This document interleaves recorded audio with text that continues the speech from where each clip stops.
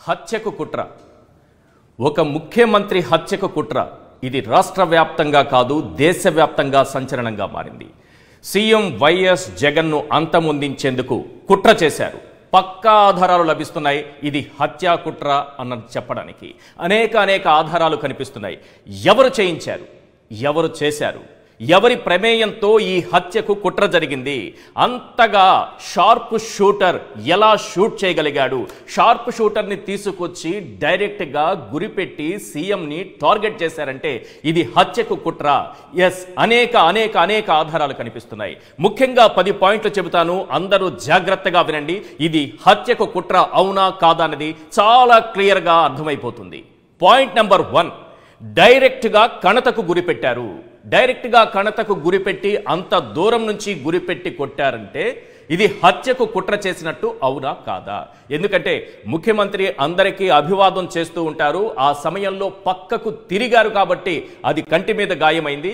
కంటి పైన గాయం కావడంతో చాలా వరకు ప్రాణాపాయం తప్పిందనే చెప్పొచ్చు. కంటి కింద గాయమైంటే కనుచూపు పోయేటటువంటి ప్రమాదం ఉంది. కణితకు తగిలి ఉంటే, ఈ ప్రాంతంలో తగిలి ఉంటే ప్రాణానికి ప్రమాదం ఏర్పడేటటువంటి అవకాశం కూడా ఉంది. సో ఇది హత్యకు కుట్ర అని చెప్పడానికి చాలా గట్టి పాయింట్గా కనిపిస్తోంది. అసలు రెండో పాయింట్, ఒక స్కూల్ బిల్డింగ్ ఎంచుకున్నారు. ఇది చాలు కదా హత్యకు కుట్ర చేశారని చెప్పడానికి. ఒక స్కూల్ బిల్డింగ్ ఎంచుకుని బిల్డింగ్ 2వ అంతస్తు పై నుంచి షార్ప్ షూటర్ సీఎంని టార్గెట్ చేశాడు. అంటే తను ఎక్కడ గురి చూసి కొట్టాలో ఆ లెవెల్కి, ముఖ్యమంత్రి బస్సులో ఉన్నారు, టాప్ పైన ఉన్నారు కాబట్టి ఆ లెవెల్కి తను ఒక బిల్డింగ్ ఎంచుకుని 2వ అంతస్తుకు వెళ్ళి అక్కడి నుంచి గురి చూసి కొట్టాడంటే ఇది హత్యకు కుట్ర అవునా కాదా? మూడో పాయింట్, కరెంటు లేని సమయం చూసుకున్నాడు. అంటే అనువైనటువంటి సమయాన్ని చూసుకున్నాడు, అనువైన సమయాన్ని ఎంచుకున్నాడు. ఏ సమయంలో అయితే ముఖ్యమంత్రి టాప్ పై నిలబడతారో, అంటే ప్రజలకు అభివాదం చేస్తూ, అక్కడ కరెంటు తీసేయడం మామూలే. ఎందుకంటే కరెంటు తీగలు అడ్డు తగలకుండా ఉండటం కోసం. సో ఈ సమయాన్ని కరెక్ట్గా ఎంచుకున్నాడు. ఈ సమయాన్ని ఎంచుకున్నాడు, ఈ ప్రాంతాన్ని ఎంచుకున్నాడు, అలాగే బిల్డింగ్ను కూడా ఎంచుకున్నాడంటే ఇది హత్యకు కుట్ర అవునా కాదా? అసలైన పాయింట్, షార్ప్ షూటర్లు తప్ప ఎవరూ అంతలా గురి చూసి కొట్టలేరు. అంటే నిష్ణాతుడై ఉండాలి, బాగా అనుభవం ఉన్నవాడై ఉండాలి, ఇలాంటి వాటిల్లో ఆరితేరిన వాడై ఉండాలి. అలాంటి వాళ్ళు మాత్రమే అంత దూరం నుంచి ఆ బిల్డింగ్ పై నుంచి డైరెక్ట్గా షూట్ చేయగలిగారు. డైరెక్ట్గా ఆ క్యాటర్ బాల్ కావచ్చు, లేకపోతే ఎయిర్ గన్ కావచ్చు, అది ఏం వాడారన్నది పోలీసుల దర్యాప్తులో తేలుతుంది. కానీ ముఖ్యమైనటువంటి అంశం ఏంటంటే అతను బాగా అనుభవజ్ఞుడు. ఇలాంటి అంశాలలో అలాంటి వాణ్ణి రంగంలోకి దింపారు అంటే ఇది హత్యకు కుట్ర అవునా కాదా? ఇంకో పాయింట్ చెప్తున్నా, దాడి జరిగినటువంటి ప్రాంతంలో, హత్యకు కుట్ర జరిగినటువంటి ప్రాంతంలో టీడీపీ ఆఫీస్ ఉంది. అక్కడ ఒక టీడీపీ నాయకుడు ఆ రోజు మధ్యాహ్నం కొంతమంది అసాంఘిక శక్తులతో సమావేశమయ్యారు. ఇక్కడే ప్లాన్ రూపొందించారు, అనువైన ప్రాంతాన్ని వెతుక్కున్నారు, అనువైనటువంటి సమయాన్ని కూడా వెతుక్కున్నారు.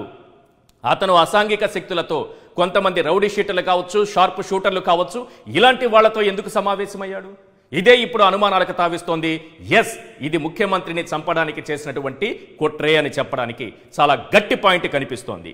ఇక అసలైన పాయింట్, ఆ రోజు ఉదయం ఏం జరిగింది? చంద్రబాబు నాయుడు గారు అమరావతి ప్రాంతంలో సభ పెట్టి ముఖ్యమంత్రిని రాళ్లతో కొట్టాలి, ఈ సీఎంను రాళ్లతో కొట్టాలి అని పరుష పదజాలంతో, దున్నపోతంటూ అదంటూ ఇదంటూ పరుష పదజాలంతో చంద్రబాబు నాయుడు విరుచుకుపడ్డారు. అందరూ విన్నారు. అది జరిగినటువంటి కాసేపటికే, ఆ అమరావతి ప్రాంతాన్ని దాటుకుని విజయవాడలో అడుగుపెట్టిన కాసేపటికే ఈ దాడి జరిగింది. అంటే ఇక్కడ పక్కా ప్లాన్ ఉందనేది చాలా క్లియర్గా అర్థమైపోతుంది. ఇక మరో విషయం, తుపాకులు. ఒకవేళ ఆ షార్ప్ షూటర్ తుపాకీనే తీసుకొచ్చాడు అనుకోండి, ముఖ్యమంత్రి గారి భద్రత విషయంలో చాలా జాగ్రత్తగా ఉంటారు భద్రతా అధికారులు, సెక్యూరిటీ వలయం కూడా ఆ స్థాయిలో ఉంటుంది. సో ఈజీగా దొరికిపోతాడు. కాబట్టి అతను డైరెక్ట్గా రాకుండా దూర ప్రాంతం నుంచి వేరే వెపన్తో, అంటే తన దగ్గర ఉన్నటువంటి వెపన్తో ఈ దాడికి పాల్పడ్డాడు. షార్ప్ షూటర్ కాబట్టి డైరెక్ట్గా హిట్ చేయగలిగాడు. ఎస్, ఇవన్నీ పక్కన పెడదాం. ఈ మధ్యకాలంలో ఏం జరుగుతోంది? ఐపీఎస్ అధికారులు 20 మందికి పైగా వారిపైన అవినీతి ఆరోపణలు చేసి, అవినీతి మరకలు వారికి పూసి, వారిని వెంటనే తరలించాలి, వారిని బాధ్యతల నుంచి తొలగించాలి, వారి స్థానంలో నేను చెప్పిన వాళ్ళనే నియమించాలంటూ పురంధేశ్వరి. గుర్తుపెట్టుకోండి, జరిగి ఎంతకాలం అవుతోంది? పురంధేశ్వరి లేఖ రాయడం, కొంతమంది ఐపీఎస్ అధికారులను పక్కకు తప్పించడం, వారి స్థానంలో తమకు కావలసిన వాళ్లే కావాలని పురంధేశ్వరి డిమాండ్ చేయడం, ఆమె డిమాండ్ వెనుక చంద్రబాబు ఉన్నాడన్న సంగతి ఈ రాష్ట్రం మొత్తం తెలుసు. ఎందుకు ఆ సంఘటన జరగడం, ఈ సంఘటన జరగడం అనుమానాలకు తావిస్తోందా లేదా? చంద్రబాబు నాయుడే ఈ లెటర్ రాయించారు, మంచి మంచి అధికారులను తప్పించాలి, వారి స్థానంలో ఎవరిని నియమిస్తారు కాదు, మేము చెప్పిన వాళ్ళనే నియమించాలి. రామోజీరావు కూడా రాశారు, పురంధేశ్వరి అయితే లెటర్ రాశారు, రామోజీ వార్త రాశారు, చంద్రబాబు విరుచుకుపడ్డారు. చూశారు కదా ఈ కుట్రకోణం ఏ రకంగా కనిపిస్తోందో.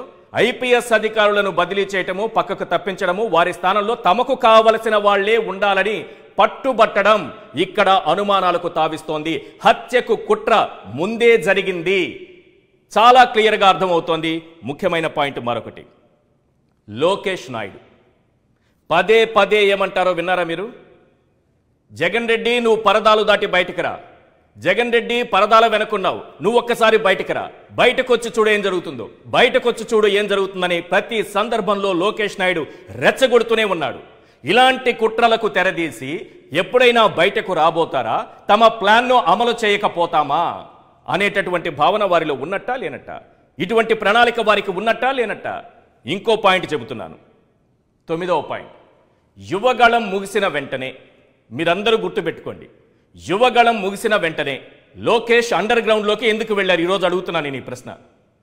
యువగళం ముగిసిన తర్వాత లోకేష్ దాదాపు 20 రోజుల పాటు ఎవ్వరికీ కనిపించలేదు, అండర్ గ్రౌండ్లోకి వెళ్ళిపోయారు. ఎక్కడికి వెళ్ళారు? ఎందుకు వెళ్ళారు? ఏం చేశారు? ఎక్కడున్నారు? ఎటువంటి ప్లాన్లు వేశారు? ఇవన్నీ కూడా అనుమానాలకు తావిస్తోంది. వీటన్నింటికీ సమాధానం రావాలి. ఎస్, వస్తుంది. ప్రతిదానికి సమాధానం దొరుకుతుంది, ప్రతి ప్రశ్నకు సమాధానం దొరుకుతుంది, అలాగే ఆధారాలు కూడా దొరుకుతాయి. మొత్తం అందరూ దొరుకుతారు. 2019లో విశాఖలో ఎయిర్పోర్ట్లో ప్రతిపక్ష నేతగా ఉన్నప్పుడు దాడి చేశారు, కత్తితో దాడి చేశారు. ముఖ్యమంత్రిగా ఉన్నప్పుడు ఇప్పుడు కూడా దాడి చేశారు. ఒకటే సార్, అందరూ గుర్తుపెట్టుకోండి, ఇది హత్యకు కుట్ర అని చెప్పడానికి. జగన్కు పెరుగుతున్నటువంటి జనాదరణ, జగన్కు పెరుగుతున్నటువంటి జనాదరణ ఏ సర్వేలు చూసినా మళ్లీ రావడం ఖాయమని చెబుతున్నాయి. ఆయన బయటకు అడుగు పెడితే ఏ స్థాయిలో జనస్పందన వస్తుందో మనం అందరం చూస్తున్నాము. ఆయన ఒక్క మీటింగ్ పెడితే లక్షలాది మంది ఎలా తరలి వస్తున్నారో మనం చూస్తున్నాము. ఇదే ఇప్పుడు ఆయన పాలిట శాపంగా మారిందా అన్నట్టుగా కనిపిస్తోంది. ఆయన హత్యకు కుట్ర చేశారంటే ఈ జనాదరణను చూసి ఓర్వలేక ఎటువంటి రాజకీయ నాయకులున్నారో, ఎటువంటి వ్యక్తులున్నారో ఈ రాష్ట్రంలో మనం అర్థం చేసుకోవచ్చు. ఈ 10 పాయింట్లు చాలు హత్యకు కుట్ర జరిగిందని చెప్పటానికి. రైట్, ఇదే అంశంపైన మనం చర్చను ప్రారంభిద్దాం. చర్చలో పాల్గొంటున్నారు కేఎస్ ప్రసాద్ గారు, సీనియర్ అనలిస్ట్, అలాగే కారుమూరి వెంకటరెడ్డి గారు, వైఎస్ఆర్సీపీ జాయింట్ సెక్రటరీ. మరి కాసేపట్లో వెల్లంపల్లి శ్రీనివాస్ గారు, వైఎస్ఆర్సీపీ ఎమ్మెల్యే కూడా మనతో పాటు జాయిన్ అవుతారు. ఎస్ ప్రసాద్ గారు, ఇది హత్యకు జరిగినటువంటి కుట్ర, ముఖ్యమంత్రిని అంతమొందించడానికి జరిగినటువంటి కుట్ర. ఇలాంటి అనుమానాలు చాలా మందిలో కలుగుతున్నాయి. ఎస్, ఆ దిశగానే దర్యాప్తు కూడా సాగుతోంది. అక్కడ జరిగినటువంటి పరిణామాలు కానీ, ఆ సీన్ కానీ మొత్తం అదే చెబుతోంది. హత్యకు కుట్ర జరిగింది అని చెప్పటానికి ఎలాంటి ఆధారాలు కనిపిస్తున్నాయి? ముందుగా సాక్షి ప్రేక్షకులకు నమస్కారం అండి, అలాగే ప్యానెల్లో ఉన్న పెద్దలకి మీకు కూడా నమస్తే అండి. సార్, ఇక్కడ మీరు ఒకటి గమనించలేదనండి, ఇలాంటి అంశాల్లో ముందు ఏం జరుగుతుందో భవిష్యవాణి చెప్పినట్టు మనోడి మీద అటాక్లు ఏమైనా వస్తాయని ముందే సెక్యూరిటీ వాళ్ళు పెంచుకున్నారు. మీరు గమనించట్లేదు, వాళ్ళకి Z+ కేటగిరీలు గట్రా రాబడ్డం జరిగి. తర్వాత ప్రజా ప్రతిస్పందన, విజయవాడ చరిత్రలో అలాంటి ర్యాలీ కానీ అలా ప్రజాస్పందన కానీ ఈ రోజు దాకా వాళ్ళు చవి చూడలేదు. మూడోది, ఈ రోజు దాకా వీళ్ళు తిరిగిన ఆ జనగలం ఆ గంగాలం వేసుకుని తిరిగాడు ఆ కుర్రాడు, రాజకీయాలు తెలియని అభంశోభం తెలియని కుర్రాడు. తర్వాత వీళ్ళందరూ మీరు గమనించలేదు, వాళ్ళ పట్టాభి మీద చిన్న అటాక్ జరిగితేనే బ్యాన్ ఐటమ్ రాశారు ఆ రోజు. ఇవాళ ముఖ్యమంత్రి గారి మీద అటాక్ జరిగితే ఆ పచ్చళ్ళోడు ఛానల్లో చిన్న కొట్టారు, రామోజీరావు గారు రాశారు. అదే సార్, ఒక మాట చెప్తా వినండి.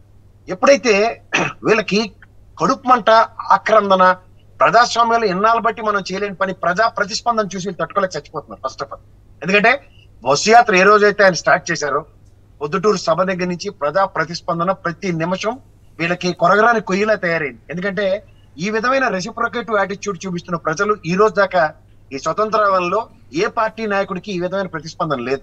అందులో ముఖ్యంగా వెనక్కి తిరిగి చూసుకుంటే పెద్ద గొయ్యి తప్ప మనమేం చేసామన్నది ఒక్కటి కూడా చెప్పుకోలేని నిస్సాయ స్థితిలో తెలుగుదేశం ఉంది. అందుకనే వాళ్ళు 25 సార్లు ఇది రాక్షస పాలన, ఇది దిగిపోవాలి, మేమే అధికారమే పరమావధి అన్న నినాదంతో ముందుకెళ్తున్న వాళ్ళకి ఎప్పుడైతే ప్రజలు వీళ్ళ పట్టం కట్టడానికి, మీరు ఇక్కడ గమనించారు ఈశ్వర్ గారు, 50% 2019లో జగన్మోహన్ రెడ్డి గారికి ఇచ్చిన మ్యాండేట్ లో 50% ప్రజల పట్ల కూడా వీళ్ళు ఇదే విధమైన భావజాలంతోనూ ఇదే విధమైన ధోరణి కంటిన్యూ చేయబోతారనేది చేతామనేది. ఎందుకంటే వీళ్ళు జగన్మోహన్ రెడ్డి గారికి ఎవరైతే ప్రొయాక్టివ్ గా ఉన్నారో వాళ్ళందరి మీద ఇలా కక్షపూరిత ధోరణి ప్రదర్శిస్తూ నిరంతరం బట్టలు తీసుకొడతాం, పరిగెట్టించి కొడతాం, కడ్రాయిలతో పరిగెట్టిస్తామని ఈ అభం శుభం తెలియని చిన్న పిల్లడు ఆయనకున్న జుజుబీ బ్యాచ్. ఎందుకు జుజుబీ బ్యాచ్ అంటానంటే మీకు ఒక చిన్న విషయం సార్, ఒక విషయం చెప్తాను సార్. చంద్రబాబు నాయుడు గారు ఒక విషయం గుర్తు చేయాలి సార్, మీరు నేను బాధ్యత ఉన్న ప్రతి ఒక్కరు ఈ రాష్ట్ర ప్రజలకు గుర్తు చేయాల్సిన విషయాలు ఏంటంటే, చంద్రబాబు నాయుడు గారు మొన్న అమరావతి ప్రాంతంలో ఒక మీటింగ్ పెట్టుకొని నిన్న దున్నపోతు అని వ్యాఖ్యానిస్తూ రాళ్లతో కొట్టండి అని వ్యాఖ్యానించారు సార్. గతంలో ఏం మాట్లాడారు తెలుసా? గాలిలో వచ్చాడు గాలిలోనే పోతాడని మాట్లాడారు సార్. అంతకుముందు ఏం మాట్లాడారో తెలుసా? నువ్వు నాతో పెట్టుకున్నావు జగన్, ఏం చేస్తానో చూడు, నేనేంటో చూపిస్తాను అని అన్నారు. ఇలాంటివి చాలా సందర్భాల్లో చాలా వ్యాఖ్యలు చంద్రబాబు చేసినటువంటి వ్యాఖ్యలు. ఇవన్నీ ఆధారాలు కావా? ఆధారాలేనండి. వీళ్ళది మీకు చెప్పిన వెంజెంటా పాలిటిక్స్ అండ్ కడుపు మంటతో కూడిన రాజకీయాలు. ఎందుకంటే వీళ్ళ వల్ల కాంతితో అవుతోందని తట్టుకోలేకపోతున్నారు. అందుకే చూడండి, ప్రేరేపణ అన్నది ఎప్పటి నుంచి మొదలైంది? పరదాలు అని జగన్మోహన్ రెడ్డి గారు ప్రేరేపిస్తున్నారు ఎప్పుడైనా బయటకు వస్తారని, ఈ టైప్ ఆఫ్ యాటిట్యూడ్ ప్రదర్శించడానికి. రెండోది, ఈ లోకేష్ అనే వ్యక్తి ఎప్పుడైతే సరే తనతో పాటు ఉన్న చిన్నపిల్లలతో ఈ సోషల్ మీడియా నడిపిస్తున్నాడు. మీరు అంటున్నట్టు చంద్రబాబు నాయుడు గారికి పార్టీ అధ్యక్షుడిగా దాని మీద కంట్రోల్ లేదు. మీరు గమనించారా? నరేంద్ర మోడీ గారు ఎప్పుడైతే ట్వీట్ ఇచ్చారో, నాగబాబు లాంటి కూడా ట్వీట్ ని నిన్న ఎలా ఇచ్చాడో ఇవాళ ఎలా దాన్ని మార్చి రాచాడో చూడండి ఒకసారి. ఈయన కంట్రోల్ లేని ఎవరిదంటే తెలుగుదేశం అధినేత చంద్రబాబు నాయుడికి పార్టీ మీద, చిన్నపిల్లల మీద, ఆ చిన్నపిల్లలు నడిపిస్తున్న సోషల్ మీడియా మీద కంట్రోల్ లేదు. అందుకనే వాళ్ళు ఏ విధమైన భావజాలాలు రాసినా తెలుగుదేశం పార్టీ బెక్కచచ్చిపోయి చూడడం తప్ప ఇది ఏమీ తెలియదు. ఇది లోకేష్ లాంటి కంట్రోల్ లేదా లేకపోతే నడుపుతున్న విధానమేదా? కంట్రోల్ లేకపోవడం, తాను నడుపుతున్న విధానమే ఇదే. వాళ్ళ విధానం అది. ఎందుకంటే మీరు 42 సంవత్సరాల లెగసీ ఆఫ్ తెలుగుదేశంలో ఇలాంటి దిక్కుమాల ప్రవర్తన ఎప్పుడు లేదు. ఎందుకంటే అలిపిరిలాంటి ఘటనలో చంద్రబాబు నాయుడు గారి మీద ఘటన జరిగితే రాజశేఖర రెడ్డి గారు గరావు చేస్తూ అక్కడ నక్సలైట్లను నిర్మూలించాలి, నక్సలైట్ల మీద తక్షణమే చర్యలు తీసుకోవాలని ధర్నా చేశారు. అలాంటి ఉదంతం ఉన్న నేపథ్యం ఉన్న రాజకీయ చరిత్రలో తెలుగుదేశం ఈ రోజు ఇలాంటి దిక్కుమాల బిహేవియర్ చేయడానికి కంట్రోల్ లేకపోవడం. రెండోది, మీరు ఎన్డీఏ కూటమిలో మీరు ముగ్గురిని గమనిస్తే సంయమనం పాటిస్తూ ప్రధానమంత్రి గారు నేను చేసిన ట్వీట్ వర్సెస్ వీళ్ళ యొక్క విషపూరిత ధోరణితోనూ ఆ దిక్కుమాల పేపర్లో రాసిన రాతలో ఒకసారి గమనించుకోండి. ఎప్పుడైతే నిన్న నరేంద్ర మోడీ గారు కనుక ఆ విధమైన ట్వీట్ చేయకపోతే వీళ్ళ యొక్క భాష భావజాలం వేరే విధంగా ఉంది. దానికి తగ్గట్టు మిగిలిన రెండు పార్టీలు ఉదాహరణకి పెద్దవాళ్ళు ఏదో సమయించుకున్నా సరే ఈ లోకేష్ ట్వీట్లు ఈ రోజు దాకా ఇప్పటికి కూడా ఒక ప్రేరేపిత పూరితమైన వాతావరణంలో రెచ్చగొట్టే భావజాలంతోనూ ఆ పాటలు, పదాలు, పద్యగట్లతో రాస్తున్న విధి విధానాలను ఒకసారి గమనించే ప్రార్థన. వీళ్ళ యొక్క భావజాలం 50% జగన్మోహన్ రెడ్డి గారి మీద ఉన్న రాబోయే రోజుల్లో సమసమాన పాలన అందిస్తున్న జగన్మోహన్ రెడ్డి గారితో ఈ విధంగా జరుగుతుంటే, అంటే కులం చూడడం, మతం చూడడం, రాజకీయాలు చూడడం అన్న నేపథ్యంలో జగన్మోహన్ రెడ్డి గారు చేస్తున్న రాజకీయాలకి వీళ్ళకి ఆకలింపు కావట్లేదు. ఎందుకంటే వీళ్ళ ఆక్రందన ఎంతసేపు వాళ్ళని పరిరక్షించుకుని మిగిలిన వాళ్ళందరినీ తన మన భావాలు లేకుండా భేషజాలతో చూసే నేపథ్యాలు క్రియేట్ చేసిన దగ్గర అందరూ సమానమైన నేపథ్యంతో చూపిస్తున్న ఈ ప్రభుత్వంకి వీళ్ళకి ఆకలింపు కావట్లేదు. ఇది మీరు గమనించండి. దానికి తగ్గట్టు వీళ్ళు ఏం చేస్తారంటే వెంజెంటా పాలిటిక్స్ తెరలేపి ఈ రాళ్ల దాళ్లు, ప్రేరేపితమైన భావజాలాలతో రెచ్చగొట్టే ధోరణులు చూస్తున్నప్పుడు ఇవాళ మన మినిస్టర్లు అందరూ మాట్లాడుతున్న భావాలు చూడండి. మీరు సంయమనం కోల్పోయినా మేము విచక్షణ రాహిత్యంగా మేము ప్రవర్తించట్లేదని చెప్తున్నారు. ఇవాళ అది సెకండ్ ఆయనకి తగిలి, ఫస్ట్ జగన్మోహన్ రెడ్డి గారికి తగిలి, తర్వాత వెల్లంపల్లి గారికి తగిలిన విధానంలో ఆయన కళ్ళు చూడండి సార్. మీకు వీడియో ఉంటే అది ప్లే చేయండి. How hardly it has been hitten. And ఆయన సఫర్ అవుతున్న దానికి కూడా ఇవాళ పొద్దున్న నుంచి ఆయన అంతటా ఆయన రిపోర్ట్ ఇచ్చి దీని మీద చర్యలకు ప్రేరేపించే ఉదంతం చూసినప్పుడు ఎలక్షన్ కమిషన్ కూడా దీన్ని ఎంత సీరియస్ గా, ఎంత నేపథ్యంతో గమనిస్తుందో చూడమనండి. ఇవాళ Z+ కేటగిరీ ఎవరికి అవసరం అలాంటి వాళ్ళు నిజంగా ప్రజాక్షేత్రం నిరంతరం ప్రజలతో ఉన్న వాళ్ళకి కాకుండా అలా వైఎస్ కేటగిరీ ఇచ్చారు. రఘురామ కృష్ణరాజు ప్రజల్లోకి రావడానికి భయపడిస్తున్నాడు. ఏం చేశాడండి? ప్రత్యక్ష రాజకీయాల్లో తండ్రితో దొడ్డిదోవని వచ్చిన వాడికి Z కేటగిరీ ఇచ్చి ఇవాళ రాజకీయ వ్యవస్థని భ్రష్టు పట్టించడానికి తప్ప దేనికి చేస్తారు వీళ్ళు చెప్పండి? ఒక రాజకీయ వితరణ ఎక్కడైనా ఉందా? ఎంతసేపు కడుపు మంట రాజకీయాలు, అతనికన్నా ఎదుగుదల. ఇప్పుడు చెప్పాలంటే యూత్ ఐకానిక్ గా ఉన్న జగన్మోహన్ రెడ్డి గారు, పవన్ కళ్యాణ్ యూత్ అంటే, నేను కాక మొన్న వచ్చిన లోకేష్ కూడా నేను యూత్ అన్న దగ్గర యూత్ ఎటుపక్క ర్యాలీ అవుతున్నారు సార్ చూడమనండి. ఈ సర్వేలు వస్తున్న దగ్గర కూడా ఒక్క సర్వే కూడా వాళ్ళకి ఫేవరబుల్ గా లేని దగ్గర నిస్సహాయ స్థితి అండ్ అనిశ్చితి. రాబోయే రోజుల్లో గవర్నమెంట్ రాదన్న భయంతో కూడిన దాంట్లో Yes. ఇవాళ మనిషినే ఎలిమినేట్ చేస్తాం అన్న దానికి ఎలా తరలేపుతున్నారు చూడండి. ఒక వ్యక్తిని ఎదుర్కోలేక Yes. కూటమి కట్టడమే ఒక పెద్ద Right. పాపం అనుకుంటే కూటమితో సాధించలేంది ఇవాళ వ్యక్తిత్వ ఎలిమినేషన్.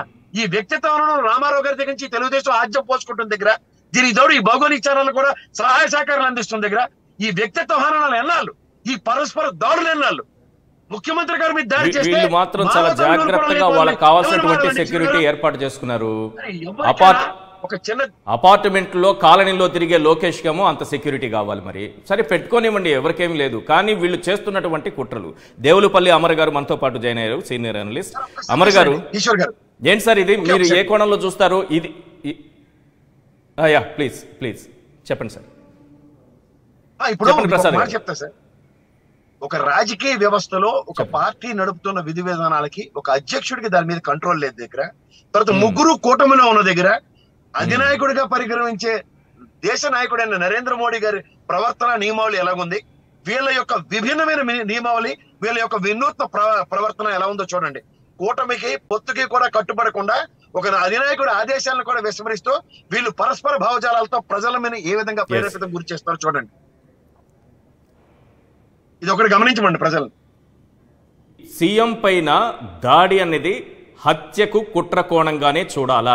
దీనికి సంబంధించి పక్కా ఆధారాలు ఉన్నాయని చెప్పచ్చా సార్? ఇప్పుడు ఒకటి ఈశ్వర్ గారు, ఇప్పుడు దీని మీద కొత్తగా జగన్మోహన్ రెడ్డి గారి మీద జరిగింది హత్యా ప్రయత్నమా కాదా అనే చర్చ పెట్టడం అనవసరం అండి. ఎందుకంటే నిన్న రాత్రి సంఘటన జరిగింది. నిన్న రాత్రి సంఘటన జరిగినప్పుడు నేను అక్కడే ఉన్నాను, విజయవాడలోని ఈ యాత్ర దీనిలోనే ఉన్నాను.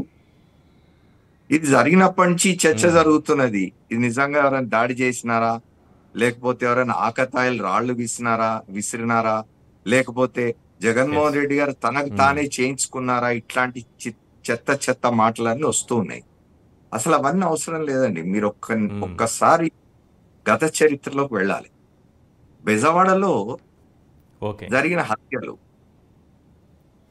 తెలుగుదేశం పార్టీ ఆవిర్భవించి తెలుగుదేశం పార్టీ అనేది ఆంధ్రప్రదేశ్ రాజకీయ యవనిక మీదకి వచ్చిన తర్వాత జరిగిన హత్యలు మీరు గమనించండి. ఓ వంగవీటి రంగా హత్య జరిగిన, ఒక జర్నలిస్ట్ పింగళ్ దశరథరామ్ హత్య జరిగిన, ఒక ఎన్టీ రామారావు గారు ముఖ్యమంత్రిగా ఉన్నప్పుడు ఆయన కార్యదర్శిగా ఒక చాలా నిజాయితీ కలిగిన ఐఏఎస్ అధికారి యుబి రాఘవేంద్రరావు గారి ప్రమాదంగా చిత్రించబడ్డ మరణం సంభవించిన, ఇవన్నీ కూడా తెలుగుదేశం హయాంలో జరిగిన, ఇవన్నీ కూడా చంద్రబాబు నాయుడు తెలుగుదేశం పార్టీని బలంగా ఇచ్చేస్తున్న కాలంలో జరిగినవి. ఇవన్నీ కూడా తెలుగుదేశం పార్టీకి హత్యా రాజకీయాల చరిత్ర ఉన్నది. అది గనక మననంలోకి తీసుకుంటే, అది దృష్టిలో పెట్టుకుంటే, నిన్న జగన్మోహన్ రెడ్డి గారి మీద జరిగింది హత్యాయత్నమా, లేకపోతే ఆకతాయిలు చేసిన పనా, లేకపోతే ఆయనే చేయించుకున్నాడని మీమాంసలోకి ఎవరు పోరు. ఆ సందేహాలు ఎవరికి కలగవు. కానీ రాజకీయాల్లో ప్రత్యర్థులు ఉంటారు. రాజకీయంగా గెలుపోటములు శాసిస్తాయి, కానీ భౌతికంగా వ్యక్తుల్ని లేకుండా చేయాలనేటటువంటి కుట్రలు, ఈ వ్యక్తిత్వాలు, ఈ మనస్తత్వాలు ఏంటివి? ఎందుకుంది అంటే చంద్రబాబు నాయుడికే ఉంది. అది ఎందుకుంది అంటే చంద్రబాబు నాయుడు ఇవాళ ఒక ఫ్రస్ట్రేషన్ లో ఉన్నాడు, ఒక డెస్పరేట్ కండిషన్ లో ఉన్నాడు ఆయన. ఇప్పుడు ఆయనకి ఏమైందంటే, చంద్రబాబు నాయుడు పేరుకు రాయలసీమలో పుట్టినాడండి. ఆయన చిత్తూరు జిల్లా ఆయన స్వస్థలం, అంటే రాయలసీమ వాడు ఆయన. అయితే రాయలసీమలో ఇవాళ ఆయన పరిస్థితి ఏమిటి? 2019 ఎన్నికల్లో తెలుగుదేశం పార్టీ కేవలం 3 శాసనసభ స్థానాల్లో, అది కూడా చావు తప్పి కన్నులొట్టబోయిన విధంగా గెలిచినారు. ఇప్పుడు జరగబోతున్న ఎన్నికల్లో ఆ 3 స్థానాల్లో తాను గెలిచిన కుప్పంలో కూడా తాను గెలుస్తాను అనే నమ్మకం లేకుండా పోయింది. మిగతా 2 స్థానాలు కూడా వస్తాయనే నమ్మకం లేకుండా పోయింది. ఇక్కడ జగన్మోహన్ రెడ్డి గారు ఎప్పుడైతే మేమంతా సిద్ధం అనే యాత్రని ఇడుపులపాయ నుంచి మొదలుపెట్టి ముందు రాయలసీమ పూర్తి చేసినారో, ఆ రాయలసీమ మొత్తంలో ఆయనకు వచ్చిన స్పందన చూసిన తర్వాత ఇప్పుడు చంద్రబాబు నాయుడు ఇక రాయలసీమను పూర్తిగా కొట్టేసుకున్నాడు. అక్కడ నుంచి జగన్మోహన్ రెడ్డి గారు నెల్లూరు, పల్నాడు జిల్లాల మీదుగా గుంటూరుకు, ఇది ఒక ముఖ్యమైన పాయింట్ అండి. ఇది గమనించాలి అందరూ కూడా, దీన్ని ఎవరు ఇగ్నోర్ చేయడానికి లేదు. ఇప్పటి వరకు ఏమిటి అంటే, మీరు చూడండి, జగన్మోహన్ రెడ్డి గారి మీద దాడి జరుగుతున్న క్రమంలో, జగన్మోహన్ రెడ్డి గారి మీద దాడి జరిగింది ఎక్కడ? చంద్రబాబు నాయుడు అయితే అమరావతి అమరావతి అమరావతి అని ఘోషిస్తూ ఉన్నాడో ఆ ప్రాంతంలో జరిగింది జగన్మోహన్ రెడ్డి గారి మీద దాడి. ఓ పక్క తన ఎన్నికల సభలో చంద్రబాబు నాయుడు అమరావతి మళ్ళీ రావాలి, అమరావతి నిలబెట్టాలి, అమరావతి పెట్టుబడులు తెస్తుంది, అమరావతి సంపద సృష్టిస్తుంది అని మాట్లాడుతున్న సమయంలో అదే సోకాల్డ్ అమరావతి ప్రాంతంలో జగన్మోహన్ రెడ్డి మీద దాడి జరిగింది. అంటే ఇక్కడ మనం తీసుకోవాల్సింది ఏమిటంటే, ఓ సినిమాలో డైలాగ్ ఉంటది, ఆ డైలాగ్ ను వీళ్ళు చాలా సీరియస్ గా తీసేసుకొని ఓన్ చేసుకొని కొంతమంది ఆ సామాజిక వర్గ నాయకులు, కాంగ్రెస్ లో ఉన్న రేణుకా చౌదరి లాంటి వాళ్ళు పదే పదే మాట్లాడుతుంటారు, కొండ మీద అమ్మవారు కొండ కింద కమ్మవారు. అంటే విజయవాడ గుంటూరు జిల్లాలన్నీ కూడా కమ్మవారి అనే ఒక దీనిలో ఉంటది. దాంతో చంద్రబాబు నాయుడు ఏంటంటే ఇక్కడ అమరావతి అనే ఒక భ్రమను సృష్టించి నేను అమరావతి కడతా అని చెప్పి కనీసం రాయలసీమ పోయింది, కృష్ణా గుంటూరు జిల్లాల్లోనన్నా ఆ సామాజిక వర్గానికి సంబంధించిన వాళ్ళందరినీ తన వెనకాల పెట్టుకొని అక్కడ తన యజమానిని, తన పెత్తనాన్ని అక్కడ ఎస్టాబ్లిష్ చేసుకోవాలనే ప్రయత్నంలో ఉన్నాడు.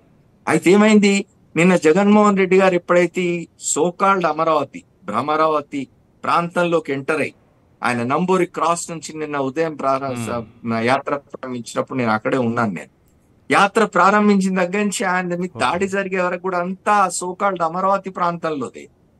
ఆయనకు వచ్చిన స్పందన ఎట్లాంటి స్పందన, లక్షలాది మంది జనం రోడ్ల మీదకి వచ్చేసినారు.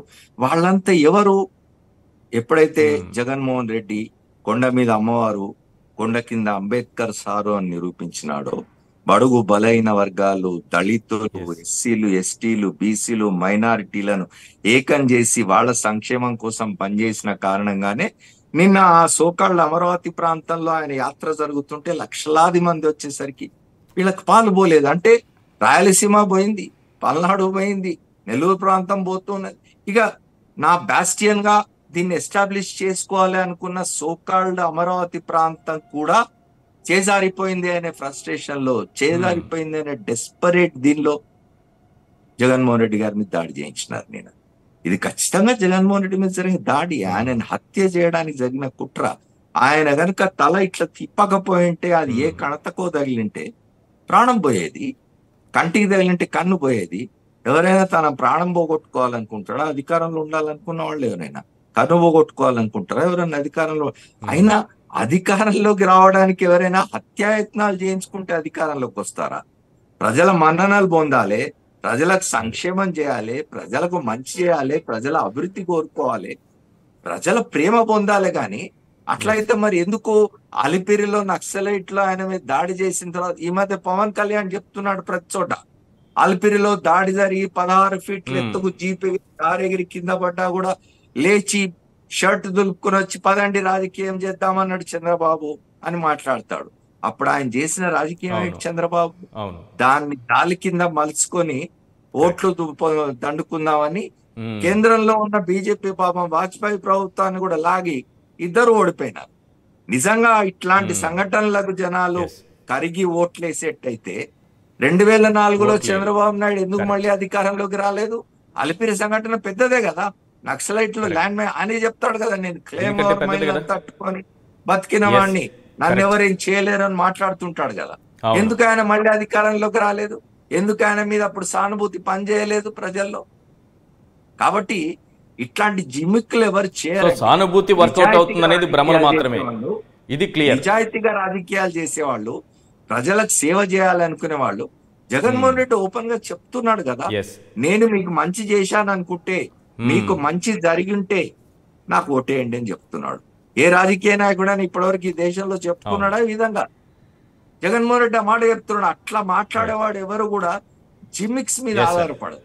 జిమ్మిక్స్ ఆధారంగా లేకపోతే వాటి సహాయంతో మళ్ళీ అధికారంలోకి రావాలని ఎవరు కోరుకోరు. జగన్మోహన్ రెడ్డి అసలే కోరుకోడు. ఎందుకంటే ఆయన రాజకీయం చూస్తున్నాం మనం. ఆయన కాంగ్రెస్ లో ఎడమకాలతో తన్ని బయటకు వచ్చిన నాటి నుంచి వాటి వరకు రాజకీయాలు మనం చూస్తున్నాం కదా. Right, welcome back. మనతో పాటు జాయిన్ అయ్యారు వెల్లంపల్లి శ్రీనివాస్ గారు. ఆ సంఘటన జరిగినప్పుడు సీఎం వెనకే ఆయన ఉన్నారు. సీఎంకు ఏ రకమైన గాయమైందో అది వెంటనే శ్రీనివాస్ గారికి కూడా తగిలింది. శ్రీనివాస్ గారు, I'm very very sorry sir, మిమ్మల్ని ఇలా చూడాల్సి వస్తుందని నేను ఎప్పుడూ అనుకోలేదు. చాలా బాధేస్తోంది అలా చూస్తుంటే. ఎందుకంటే అనేక సందర్భాల్లో అనేక సార్లు మీరు ఎన్నో డిబేట్లో నాతో కలిసి పాల్గొన్నారు. కానీ ఇలా కంటికి గాయమై ఆ నొప్పిని భరిస్తూ కూడా ఈరోజు డిబేట్లో మీరు పాల్గొంటున్నారు. ఇలాంటి పరిస్థితి వస్తుందని, ఇలాంటి రాక్షసులు ఉన్నటువంటి హత్యా రాజకీయాలు చేసేటటువంటి, కుట్రలు చేసేటటువంటి వాళ్ళు ఉన్నటువంటి రాజ్యంలో మనం ఉన్నందుకు సిగ్గుపడాల్సి వస్తుంది సార్. సార్, ఒక్క విషయం చెప్పండి, మీరు ఆ స్పాట్లోనే ఉన్నారు, మీకు గాయమైంది, ఏం జరిగింది సార్ ఆ సెకండ్? సార్, ఒకటి, జగన్మోహన్ రెడ్డి గారు బస్సు యాత్ర కనదుర్గ వార్త స్టార్ట్ అయిన వెంటనే అద్భుతంగా లక్షలాది మంది ప్రజానీకం ఆయనకి స్వాగతం పలుకుతూ హారతిస్తూ స్వాగతం పలికారు. వాళ్ళందరూ కూడా అనుకున్నది ఏంటంటే, విజయవాడ కానీ ఈ జిల్లాల్లో అడుగు పెట్టినప్పుడు ఈ యాత్ర ఫెయిల్ అవుద్దని చెప్పి అనుకున్నారు. దీన్ని చూసి తట్టుకోలేక చంద్రబాబు అండుకో అందరూ కూడా ఒక ముఖ్యమంత్రి గారు చూడకుండా ఏ విధంగా దాడి చేశారో మీరు చూశారు. కానీ మన ముఖ్యమంత్రి గారు, మనందరి ముఖ్యమంత్రి గారు, ఆ దాడి జరిగిన రక్తం వస్తున్నప్పటికీ కూడా, ఆయనకి రక్తం వస్తున్నప్పటికీ కూడా బ్యాండేజ్ పెట్టుకున్నా కూడా నేను అక్కడే ఉన్నాను, డాక్టర్లు చెప్తున్నారు అంటే వెళ్ళిపోదాం మనం, మీకు బ్లడ్ వస్తుంది, స్టిచెస్ వేయాలని చెప్పని. కాదు, నా కోసం ఇన్ని లక్షల మంది ప్రజలు రోడ్డు మీదకి వచ్చారు, వాళ్ళని కలవకుండా వెళ్ళకూడదని చెప్పిన ఆ బాధతోనే, చిరునవ్వుతోనే ప్రతి ఒక్కరిని కూడా పలకరించి, ఆప్యాయతంగా పలకరించి వెళ్ళిన వ్యక్తి మా ముఖ్యమంత్రి గారు జగన్మోహన్ రెడ్డి గారు. ఎంత దారుణంగా ఉందంటే, ఇది ప్రీ ప్లాన్డ్ సార్, టోటల్గా ప్లాన్డ్ ప్రకారం చేసింది. ఎందుకంటే వాళ్ళు పొత్తులు పెట్టుకున్నారు, అయినా ప్రజలు నమ్మలేదు. హామీలు, అనేక హామీలు ఇచ్చారు, ప్రజలు నమ్మట్లేదు. ఇంకా వాళ్ళకి గత్యంతరం లేక, ఎందుకంటే దేశ ప్రధాని నుంచి కార్పొరేట్ స్థాయి వరకు కూడా వాళ్ళు చిలకలపేట మీటింగ్ పెట్టుకుంటే ఆ సభ కూడా సక్సెస్ కాలేకపోయింది వాళ్ళకి. చంద్రబాబు సభలో కూడా సక్సెస్ కావట్లేదు. ఈరోజు జగన్మోహన్ రెడ్డి గారి జనసముద్రాన్ని చూసి వాళ్ళు భయపడి మనం జగన్మోహన్ రెడ్డి గారు ఉంటే మనం గెలవలేము, అతన్ని హతమార్చాలని చెప్పిన ఉద్దేశంతోనే ప్రీ ప్లాన్డ్గా చేసిన చంద్రబాబు కుట్ర ఇదంతా కూడా. చంద్రబాబు అండుకో, చంద్రబాబు చేసిన దారుణమే ఇది. ఎందుకంటే ఏదన్నా చిన్నపాటి రాయి ఎవరైనా పొరపాటున వేసినా, ఏమన్నా పిల్లలు వేసినా కూడా రాయి తగిలితే ఫస్ట్ ముఖ్యమంత్రి గారి మీద అటాక్ అయింది, ఆ తర్వాత అక్కడి నుంచి నా దగ్గర రావడం జరిగింది. అదే కనుక ఎవరైనా వేసుంటే రాయి దెబ్బతగిలినప్పుడు కింద పడిపోతే పక్కన ఉన్న నా మీద వచ్చారంటే దాన్ని తప్పనిసరిగా ఎక్స్పీరియన్స్ ఉన్న వ్యక్తులతోనే చేయించారనేది ప్రతి ఒక్కరికి కూడా అర్థమవుతుంది. అదేవిధంగా నేను ఎలక్షన్ కమిషన్ కోరుకుంటున్నాను, పోలీస్ డిపార్ట్మెంట్ని కోరుకుంటున్నాను, దీన్ని త్వరితగతిన మీరు ఛేదించాల్సిన అవసరం ఉంది. ఎందుకంటే ప్రజలతో మమేకం అవుతున్న ముఖ్యమంత్రి గారికి, ప్రజలతో మమేకం అవుతూ ప్రజలతో కలిసి ప్రజలతో ప్రయాణం చేస్తున్న ముఖ్యమంత్రి గారికి రక్షణ కల్పించాల్సిన అవసరం ఇప్పుడున్న ఎన్నికల అధికారుల మీద, కేంద్ర ప్రభుత్వం మీద కూడా ఉంది. ఎందుకంటే ముఖ్యమంత్రి గారికి, ఒక ముఖ్యమంత్రి స్థాయిలో ఉన్న వ్యక్తి మీదే ఇటువంటి దాడులు జరిగితే రేపు సామాన్య ప్రజల మీద ఇక ఏమన్నా ఆగుతుందండి? ఏమన్నా ఈ సెంట్రల్ నియోజకవర్గంలో ఇంతవరకు గతంలో కనీ విని జరగని విధంగా నిన్న రోడ్ షో జరిగింది. అది చూసి తట్టుకోలేక ప్రీ ప్లాన్డ్గానే ముఖ్యమంత్రి గారిని టార్గెట్ చేశారు. దీంట్లో ఎటువంటి అతిశయోక్తి లేదు. కాకపోతే ఎంత బాధేస్తుంటే, మానవత్వం లేని వ్యక్తులు, కనీసం మానవత్వం లేదు. ఈరోజు జగన్మోహన్ రెడ్డి గారికి అంత పెద్ద తగిలి కుట్లేస్తే డాక్టర్లు అప్పటికీ చెప్తున్నారు, సరే మనం ఇక్కడ యాత్ర ఆపేసి వెళ్ళిపోదాం సార్ అంటే, ఆ నొప్పిని బరాయిస్తూ చిరునవ్వుతో అందరిని పలకరించిన వ్యక్తి మీద అపహాస్యాలు చేయడం, ఇష్టం వచ్చినట్టు కామెంట్లు పెడతాం, ఏదో సినిమా నటుడిని పేర్లు పెట్టడం, ఇవన్నీ సినిమా నటులుగా ఉన్న వాళ్ళకి పవన్ కళ్యాణ్ చెల్లు తప్ప జగన్మోహన్ రెడ్డి గారికి సినిమా నటులు వచ్చి ఆయనకి వచ్చిందల్లా ఒకటే, ప్రజలకు మంచి చేయాలి, ప్రజలకు మేలు చేయాలి, నాన్నకంటే నేను 2 అడుగులు ముందే వేసి వాళ్ళకి మంచి చేయాలని చెప్పని ఒక భావం తప్ప ఎప్పుడైనా జగన్మోహన్ రెడ్డి గారికి ఇటువంటి ఆలోచనలు ఉంటాయండి? ఎందుకు ఇలా మాడతారు తెలుగుదేశం పార్టీ నాయకులు? నాకు ఇదే బాధేసి ఈరోజు నేను యాక్చువల్గా ఒంట్లో బాగోపోయి కానీ మీ దానికి రావడానికి కారణం ఏంటంటే, అక్కడ జరిగిన వాస్తవాలను ప్రజలు తెలియచేసి వాళ్ళు చేసే రాజకీయాల గురించి కూడా ప్రజలు తెలియజేయాల్సిన అవసరం ఉంది. ఎవరైనా తెలిసి కన్ను పొడుచుకుంటారండి? అచ్చెన్నాయుడు కన్ను పొడుచుకోమని చెప్పండి ఒకసారి. అచ్చెన్నాయుడు కన్ను పొడుచుకోమని చెప్పండి, బాడీ ఉంటుంది అతను. కరెక్ట్. రాయి విసిరితే తగిలినటువంటి గాయానికి ఒక అది రాయి కావచ్చు, ఇంకొకటి ఏదైనా వాడు ఉండొచ్చు, అంత షార్ప్గా వచ్చి తగలడానికి ఫ్రాక్షన్ ఆఫ్ సెకండ్స్లో జరిగిపోయేటటువంటి ఘటన. దీనికి తేడా తెలియదా? అందులోనూ లోకేష్ ఏమంటున్నారు, బాగా చక్కగా ప్లాన్ చేసుకున్నారని అంటున్నారు. కంటి మీద తగిలేటట్టు ఎవరైనా ప్లాన్ చేసుకుంటారా? కనీసం ఆ పరిజ్ఞానం కూడా లేకుండా ఏ రకంగా మాట్లాడతాడు లోకేష్ నాయుడు? అదే సార్ చెప్పేది, మనకి ఉన్న బాడీలో కళ్ళు ఎంత సెన్సిటివ్ మనకు తెలుసు. చిన్నపాటి ఇసుక ఏదైనా నలకబడితే మనం తట్టుకోలేం, కంట్లో నలకబడితే తట్టుకోలేం. అటువంటి కన్నులతో ఎవరన్నా డ్రామాలు ఆడతారండి? అడిగేవాళ్ళు అసలు మాట్లాడే వాళ్ళకి బుద్ధి జ్ఞానం ఉండాలి కదా, వాళ్ళకి మాట్లాడే వ్యక్తులు బుద్ధి జ్ఞానం ఉండద్దు. నేను అదే, ఎందుకంటే ఇంత బాధపడుతూ మేము ఇంట్లో ఇబ్బంది పడుతుంటే మమ్మల్ని హేళన చేసే విధంగా ముఖ్యమంత్రి గారు చెప్తున్నాను, ఆయనకి అంత పెద్ద దెబ్బ తగిలినా కానీ ఇవాళ కూడా యాత్ర కొనసాగించాలని చెప్పారు. కానీ డాక్టర్లు మీరు రెస్ట్ తీసుకోవాలి సార్, రెస్ట్ తీసుకోకపోతే ఇబ్బంది వస్తుందని చెప్తుంటే వాళ్ళు హేళన చేసి మాట్లాడటం చాలా బాధ వేస్తుందండి. రాష్ట్ర ప్రజలు గమనించాలి, ముఖ్యమంత్రి గారికి రక్షణ లేకుండా కొన్ని విషయాలు చెప్పండి అందరికీ అర్థమయ్యేలాగా చేస్తే. ఇక్కడ ఇప్పుడు అక్కడ ఒక స్కూల్ బిల్డింగ్ 2వ అంతస్తు నుంచి షూట్ చేశారని చెప్తున్నారు. ఆ చుట్టుపక్కల మీరు ఆ క్షణంలో ఏం గమనించారు సార్? సార్ ఒకటి సార్, మాకు అక్కడ జన సముద్రం ముందు వేరే ఆలోచన మాకేమి రాలేదు సార్. అసలుకి అక్కడ ఉన్న జనాభానే ముఖ్యమంత్రి గారు చూడడానికి ఇటుపక్క ఎటు చూసినా ఇసుక రాలని జనాలు ఉన్నారు సార్. మేం గాని ఆయన గాని జనాల్ని గమనించడం, జనాలకి సీఎం గారు నమస్కారాలు పెడతాం, జనాల్ని పలకరించడమే సరిపోయింది తప్ప ఈ చుట్టుపక్కల ఎలా జరుగుతుంది అనేది గమనించే అవకాశం లేదు. ఎందుకంటే విత్ ఇన్ సెకండ్స్ లో అసలు నాకు సీఎం గారికి ఘటన జరిగిన సంగతి నాకు తెలియదు, నాకు ఘటన జరిగిందని సీఎం గారు తెలియదు. ఎందుకంటే ఆయనకి జరిగిన సెకండ్ లోనే నాకు జరిగిపోయింది. అది జరిగినప్పుడు నాకు సీఎం గారికి జరిగింది, సీఎం గారికి నాకు జరిగింది అంటే ఫ్రాక్షన్ ఆఫ్ సెకండ్స్. దాని మీద అంతే సార్. అంటే ఇప్పుడు ఎవరైనా రాయిస్తుంటే కనుక ఒక వ్యక్తితో దెబ్బతడిగి పడిపోవాలి. కానీ ఇది ప్రీ ప్లాన్డ్ గా కొంతమంది ఎయిర్ గన్స్ అంటున్నారు, కొంతమంది వేరే రకాల పరికరాలు వాడంటున్నారు. పోలీసులు దాన్ని ఛేదించాల్సిన అవసరం ఉందండి. అది ఛేదించకపోతే గనక ఇది చాలా కష్టమైన పరిస్థితి. ముఖ్యమంత్రి గారికి జరిగితే ఆందోళన కలిగించే అంశం ఏంటంటే చెప్పండి సార్. ఇక్కడ రాయి తగిలిందని అంటున్నారు కదా, దానికి సంబంధించినటువంటి ఆనవాళ్లు దొరకలేదంటే ఇంకా అతిపెద్ద మారణాయుధాన్ని, ఒక వెపన్ని వాడారు అనేటటువంటి అనుమానాలు కలుగుతున్నాయి. అంటే పెల్లెట్స్ కానీ లేకపోతే ఇంకేవైనా కానీ వాడుండేటటువంటి అవకాశం ఉందనుకుంటున్నారా? అదే సార్ చెప్పేది, ఇప్పుడు ఏదైనా రాయి ఇస్తుంటే కనుక ఒక వ్యక్తికి తగిలిన తర్వాత రాయి కింద పడిపోతుంది. అలా కాకుండా ఒక వ్యక్తి ముఖ్యమంత్రి గారు జరిగింది, వెంటనే నాకు జరిగింది, వెంటనే అది అక్కడెక్కడ ఆ పరిసర ప్రాంతాల్లో పడలేదంటే అది ఎంత స్పీడ్గా వాడుంటుంది అనేది ఏదైనా పరికరం, ఏదైనా మిషన్ వాడుంటే తప్ప సామాన్యంగా చేత్తో వేసే రాయికి అటువంటి పరిస్థితి ఉండదు. ఏదో మిషన్ వాడారా, ఏదో ఒకటి ఎయిర్ గన్ వాడారా లేకపోతే ఇంకొక పరికరం వాడారా అనేది తప్పకుండా. ఎందుకంటే చంద్రబాబు వీటిలో నిపుణుడు. దీంట్లో చంద్రబాబుకి ఏంటంటే జగన్మోహన్ రెడ్డి గారు ఉంటే అతనికి అధికారం సాధ్యం కాదనేది అర్థమైపోయింది ఆయనకి.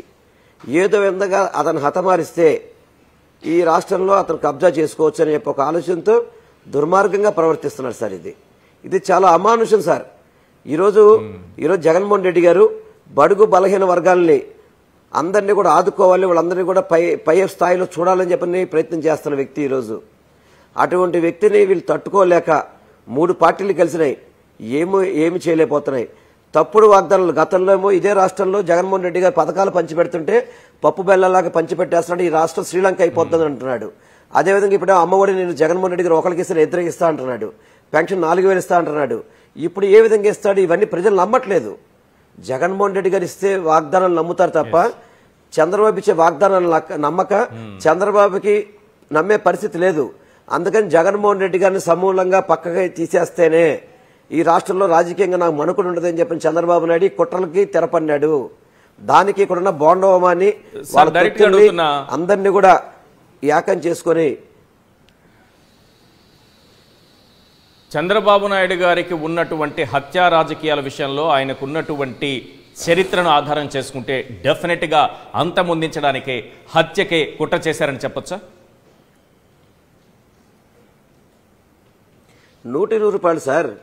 చంద్రబాబు నాయుడు అధికారం కోసం అని చెప్పని సొంత పిల్లనిచ్చిన మామని పార్టీ పెట్టిన ఎన్టీ రామారావుని వెన్నుపోటు పొడిచి అతని మీద చెప్పులేయించి అతను చావుకు కారణమైన వ్యక్తి కాదా అతను?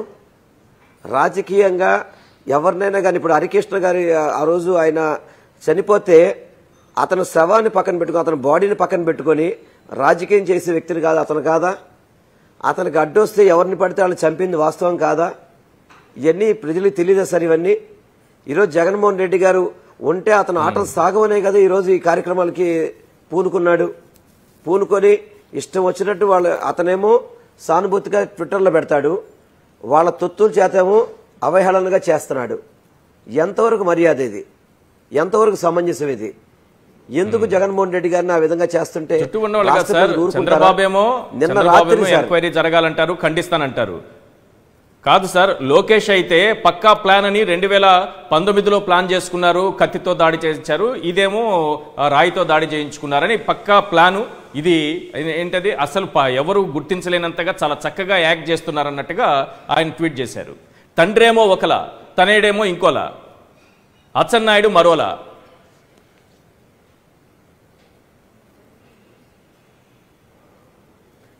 సార్ ఒకటి సార్, సానుభూతి కోసం చేసుకున్నట్టయితే కనుక ఇందాక మన అమర్ గారు క్లియర్గా చెప్పారు. అలిపిరి ఘటన జరిగినప్పుడు ఆ సుమ్మో దాదాపు 15 అడుగులు 16 అడుగులు 20 అడుగులు ఎగిరిందని చెప్పి ఒక చేతికి దెబ్బ తగిలితే ఇంకో చేతికి కట్టుకున్న సంగతి మనందరికి తెలిసిన విషయం. చంద్రబాబు నాయుడు ఒక చేతికి దెబ్బ తగిలితే ఇంకో చేతికి కట్టుకున్నాడు. మరి అటువంటిప్పుడు చంద్రబాబు నాయుడు ఎందుకు గెలవలేకపోయాడు ఆ రోజు? ఆ సానుభూతి పొందుతామనే కదా ఎన్నికలు కూడా 1 సంవత్సరం ముందుకు వచ్చేసి ఎలక్షన్స్కి వెళ్ళిన వ్యక్తే కదా అతను. అప్పుడు మరి ఆ సానుభూతి మరి చంద్రబాబు నాయుడు పనికి రాలేదా? మరి ఆ సానుభూతి మాకు ఎలా వస్తుంది అనుకుంటాడు ఈరోజు? మా జగన్మోహన్ రెడ్డి గారు ఒకటే, మీకు మంచి చేస్తాను ఓటేమని చెప్పాడు తప్ప ఎప్పుడైనా కానీ దుర్మార్గంగానే నీచంగా కానీ ఎప్పుడైనా ఆలోచించాడా? ఈ భారతదేశంలో మీ ఇంట్లో మంచి జరిగితేనే మీకు మంచి జరిగితే నాకు ఓటేమన్న వ్యక్తి ముఖ్యమంత్రి ఏ ముఖ్యమంత్రి అని చెప్పాడు సార్? ఆ మాట చంద్రబాబు 40 ఏళ్ళ ఇండస్ట్రీలో ఎప్పుడైనా చెప్పాడు కనీసం ఆ మాట ఎప్పుడైనా కానీ? ఇవన్నీ చెప్పలేడు కాబట్టి జగన్మోహన్ రెడ్డి గారి దాటికి తట్టుకోలేడు కాబట్టి అతన్ని ఏ విధంగా హతమార్చాలని చెప్పని మామూలుగా నిజంగా చెప్తున్నాను సార్. ఆ దేవుడు ఆశీస్సులు ఉన్నాయి కాబట్టి జగన్మోహన్ రెడ్డి గారు చక్కగా ఎటువంటి ఇబ్బంది లేకుండా బయటపడ్డాడు సార్. ఈరోజు ఆ దేవుడు ఆశీస్సులు ప్రజలు దీవులు లేకపోతే ఈరోజు మనందరం కూడా ఇబ్బంది పడాల్సిన పరిస్థితి సార్. ఈరోజు సార్ మీ గాయం పైన డాక్టర్స్ ఏం చెప్పారు సార్? ఈ కుట్లేసారా, అసలు ఏం జరిగింది, ఆ గాయం గురించి చెప్పండి సార్. ఇప్పుడు ఏం జరిగిందంటే నిన్న ముఖ్యమంత్రి గారికి ఏదైతే అటాక్ జరిగిందో అదే రాయి వచ్చి నాకు కూడా కంటి మొత్తం కూడా బాగా ఒక చాలా పెద్ద ఫోర్స్గా వచ్చిందండి కంటి మీదకి. అది మళ్ళీ ఇక్కడి నుంచి తగులుకుంటూ ముందుకు పక్కకి వెళ్ళిపోయింది. అది ఎక్కడ పడిందో మనకు తెలియదు, ఎందుకంటే ఆ టైంలో నేను బాధతో ఉన్నాను కాబట్టి అది ఎక్కడ జరిగిందో ఏంటో చూడలేకపోయాను. కాకపోతే ఒకటి వాస్తవం సార్, ఆ కన్నుది ఏదైతే కన్ను ఉందో మొత్తం ఆ బ్లాక్గా ఉండే కన్ను అంతా కూడా టోటల్గా స్క్రాచెస్ పడ్డాయని చెప్పారు సార్. అదేవిధంగా రెటీనా చుట్టూ కూడా వాపు వచ్చిందని చెప్పన్నారు. అదృష్టం బాగుంది కాబట్టి కన్ను చూపుకి ఇబ్బంది లేకుండా ఉంది. అయినా కానీ ఇంకా మన మెరుగైన టెస్టులు చేయాల్సిన అవసరం ఉంది. తప్పకుండా మీరు కొన్ని రోజులు రెస్ట్ తీసుకుంటే కానీ అది తగ్గదు అని చెప్పని డాక్టర్లు చెప్పి నాకు మెడిసిన్స్ ఇచ్చారు, ఆయింట్మెంట్స్ ఇచ్చారు. కొన్నాళ్ళు కన్నుకి ఈ విధంగా ఈ డస్ట్గా పడకూడదు ఇవన్నీ పెట్టారు. ఇవన్నీ కూడా సరే, ఎవరైనా కానీ సెన్సిటివ్గా బాడీలో అన్నిటికంటే సెన్సిటివ్ ప్లేస్ మన కన్ను అయితే కనుక ఆ కన్నుతో ఎవరైనా రాజకీయం చేస్తారు సార్? అంటే కన్ను చూపు పోగొట్టుకొని రాజకీయాలు చేయాల్సిన అవసరం ఎవరికైనా ఉంటుందా? ఎందుకు సార్ వీళ్ళు ఈ విధంగా మాడుతున్నారు? ఈరోజు జగన్మోహన్ రెడ్డి గారు నిజంగా చెప్తున్నారు సార్, ప్రజల యొక్క దీవెనలు ఉండబట్టే ఈరోజు జగన్మోహన్ రెడ్డి గారికి చిన్న గాయంతో, అంటే చిన్నదంటే చూడడానికి చిన్నదిలాగా ఉంది సార్, ఆయనకి దాదాపు 2.5 hours అయినా సరే బ్లడ్ వస్తూనే ఉందండి. నిన్న మాకు బస్సులో ఉన్నప్పుడు కళ్ళమ్మ నీళ్లు వచ్చేసాయి సార్ ఆయన చూసే కష్టాన్ని బడి. అటువంటి వ్యక్తిని చూసుకొని వీళ్ళు హేళన చేసి మాట్లాడుతున్నారు సార్. రాష్ట్ర ప్రజలందరూ కూడా చాలా మంది రాత్రి నిద్రపోయిన రాత్రులు చాలా మంది సార్. ఈరోజు నిన్న రాత్రి చాలా మంది నా దగ్గరికి వచ్చున్నారు. ముఖ్యమంత్రి గారికి ఆ విధంగా జరగడం బాధగా ఉందని చెప్పని కొన్ని లక్షల కుటుంబాలు ఏడ్చినాయి సార్. అవి అంటే చంద్రబాబు లాగా ఏదో జైల్లోకి వెళ్తే మేము అబద్ధాలు చెప్పట్లేదు సార్, నేను ఉన్న వాస్తవం చెప్తున్నాను. రాజశేఖర రెడ్డి గారికి ఏ విధంగా అయితే ఆ రోజు ఆయన కోసం చాలా మంది చనిపోయారో, నేను జగన్మోహన్ రెడ్డి గారికి జరిగిన దాడి మీద కొన్ని లక్షల హృదయాలు గాయాలు పడ్డాయి సార్. అన్నీ కూడా ఇది వాస్తవం. మీరు ప్రజానికాన్ని అడిగితే ప్రజానికని చెప్తారు సార్. మాకు ఇందులో ఏదో షో చేయాల్సిన పనో సినిమాల గురించి చెప్పాల్సిన పని మాకు లేదు సార్. మాకు కానీ ఈ సంఘటన మాత్రం చాలా బాధాకరం సార్. ఇది యావత్ రాష్ట్ర ప్రజలందరూ ఖండిస్తున్నారు. కానీ ఎంతమంది ఖండించినా కానీ పవన్ కళ్యాణ్ అనే వ్యక్తి ఖండించలేదు సార్. అతను మాత్రం చాలా తప్పు సార్. ఇది ఇటువంటి వ్యక్తులకి సమాజానికి పనికిరాడండి. వాళ్ళు నిజంగా చెప్తున్నా ఈ ఆంధ్ర రాష్ట్ర రాజకీయాల్లో కానీ ఆంధ్ర రాష్ట్రానికి పనికిరాని వ్యక్తులు అయిపోతారు సార్ వీళ్ళందరూ కూడా. రైట్ సార్ మాట్లాడుతున్న పవన్ కళ్యాణ్ ప్రధానమంత్రి స్పందిస్తే అదే ఎన్డీఏలో భాగస్వామిగా ఉన్నటువంటి పవన్ కళ్యాణ్ మాట్లాడరు. ఇదంతా కూడా చంద్రబాబు చుట్టూ లోకేష్ చుట్టూ తిరుగుతోంది కాబట్టి చాలా జాగ్రత్తగా సైలెంట్గా ఉన్నారని అనిపిస్తోంది. ఒక గాయం అయిన తర్వాత అసలు బ్లేడ్లతో కోసేస్తున్నారు, బ్లేడ్లు నా అనుచరులను కోస్తున్నారు, నన్ను కోస్తున్నారని చిన్న గాయం కూడా చూపించలేదు. కానీ కంటికి దెబ్బ తగిలి కన్నుచూపు పోయేటటువంటి ప్రమాదం ఏర్పడిన సమయంలో ఒకవేళ అదే కణతకు తగిలి ఉంటే ప్రాణాలు కూడా పోయేటటువంటి పరిస్థితులు ఉన్న సిచ్యువేషన్ మనం చూసాము. ఆ ఘటన చూసిన తర్వాత కూడా ఈ క్షణం వరకు పవన్ కళ్యాణ్ స్పందించలేదంటే అర్థం చేసుకోండి దీని వెనుక కుట్రదారులు ఎవరు, ఆ కుట్రదారుల్ని సపోర్ట్ చేస్తున్నది ఎవరో కూడా మనం మాట్లాడుకుందాం. అసలు సీఎంకైన గాయం గురించి వెల్లంపల్లి గారు ట్రీట్మెంట్ తీసుకున్నారు కదా, అదే సమయంలో సీఎం గారికి కూడా ట్రీట్మెంట్ చేశారు కదా, ఆ అంశాలు మాట్లాడదాం. అలాగే కుట్రదారులు ఎవరన్నది కూడా మనం క్లియర్గా మాట్లాడుకుందాం. జగన్మోహన్ రెడ్డి గారి పైన జరిగింది రాళ్ల దాడి కాదు, క్లియర్గా హత్యాయత్నమే అని చెప్పటానికి అనేక ఆధారాలు లభిస్తున్నాయి.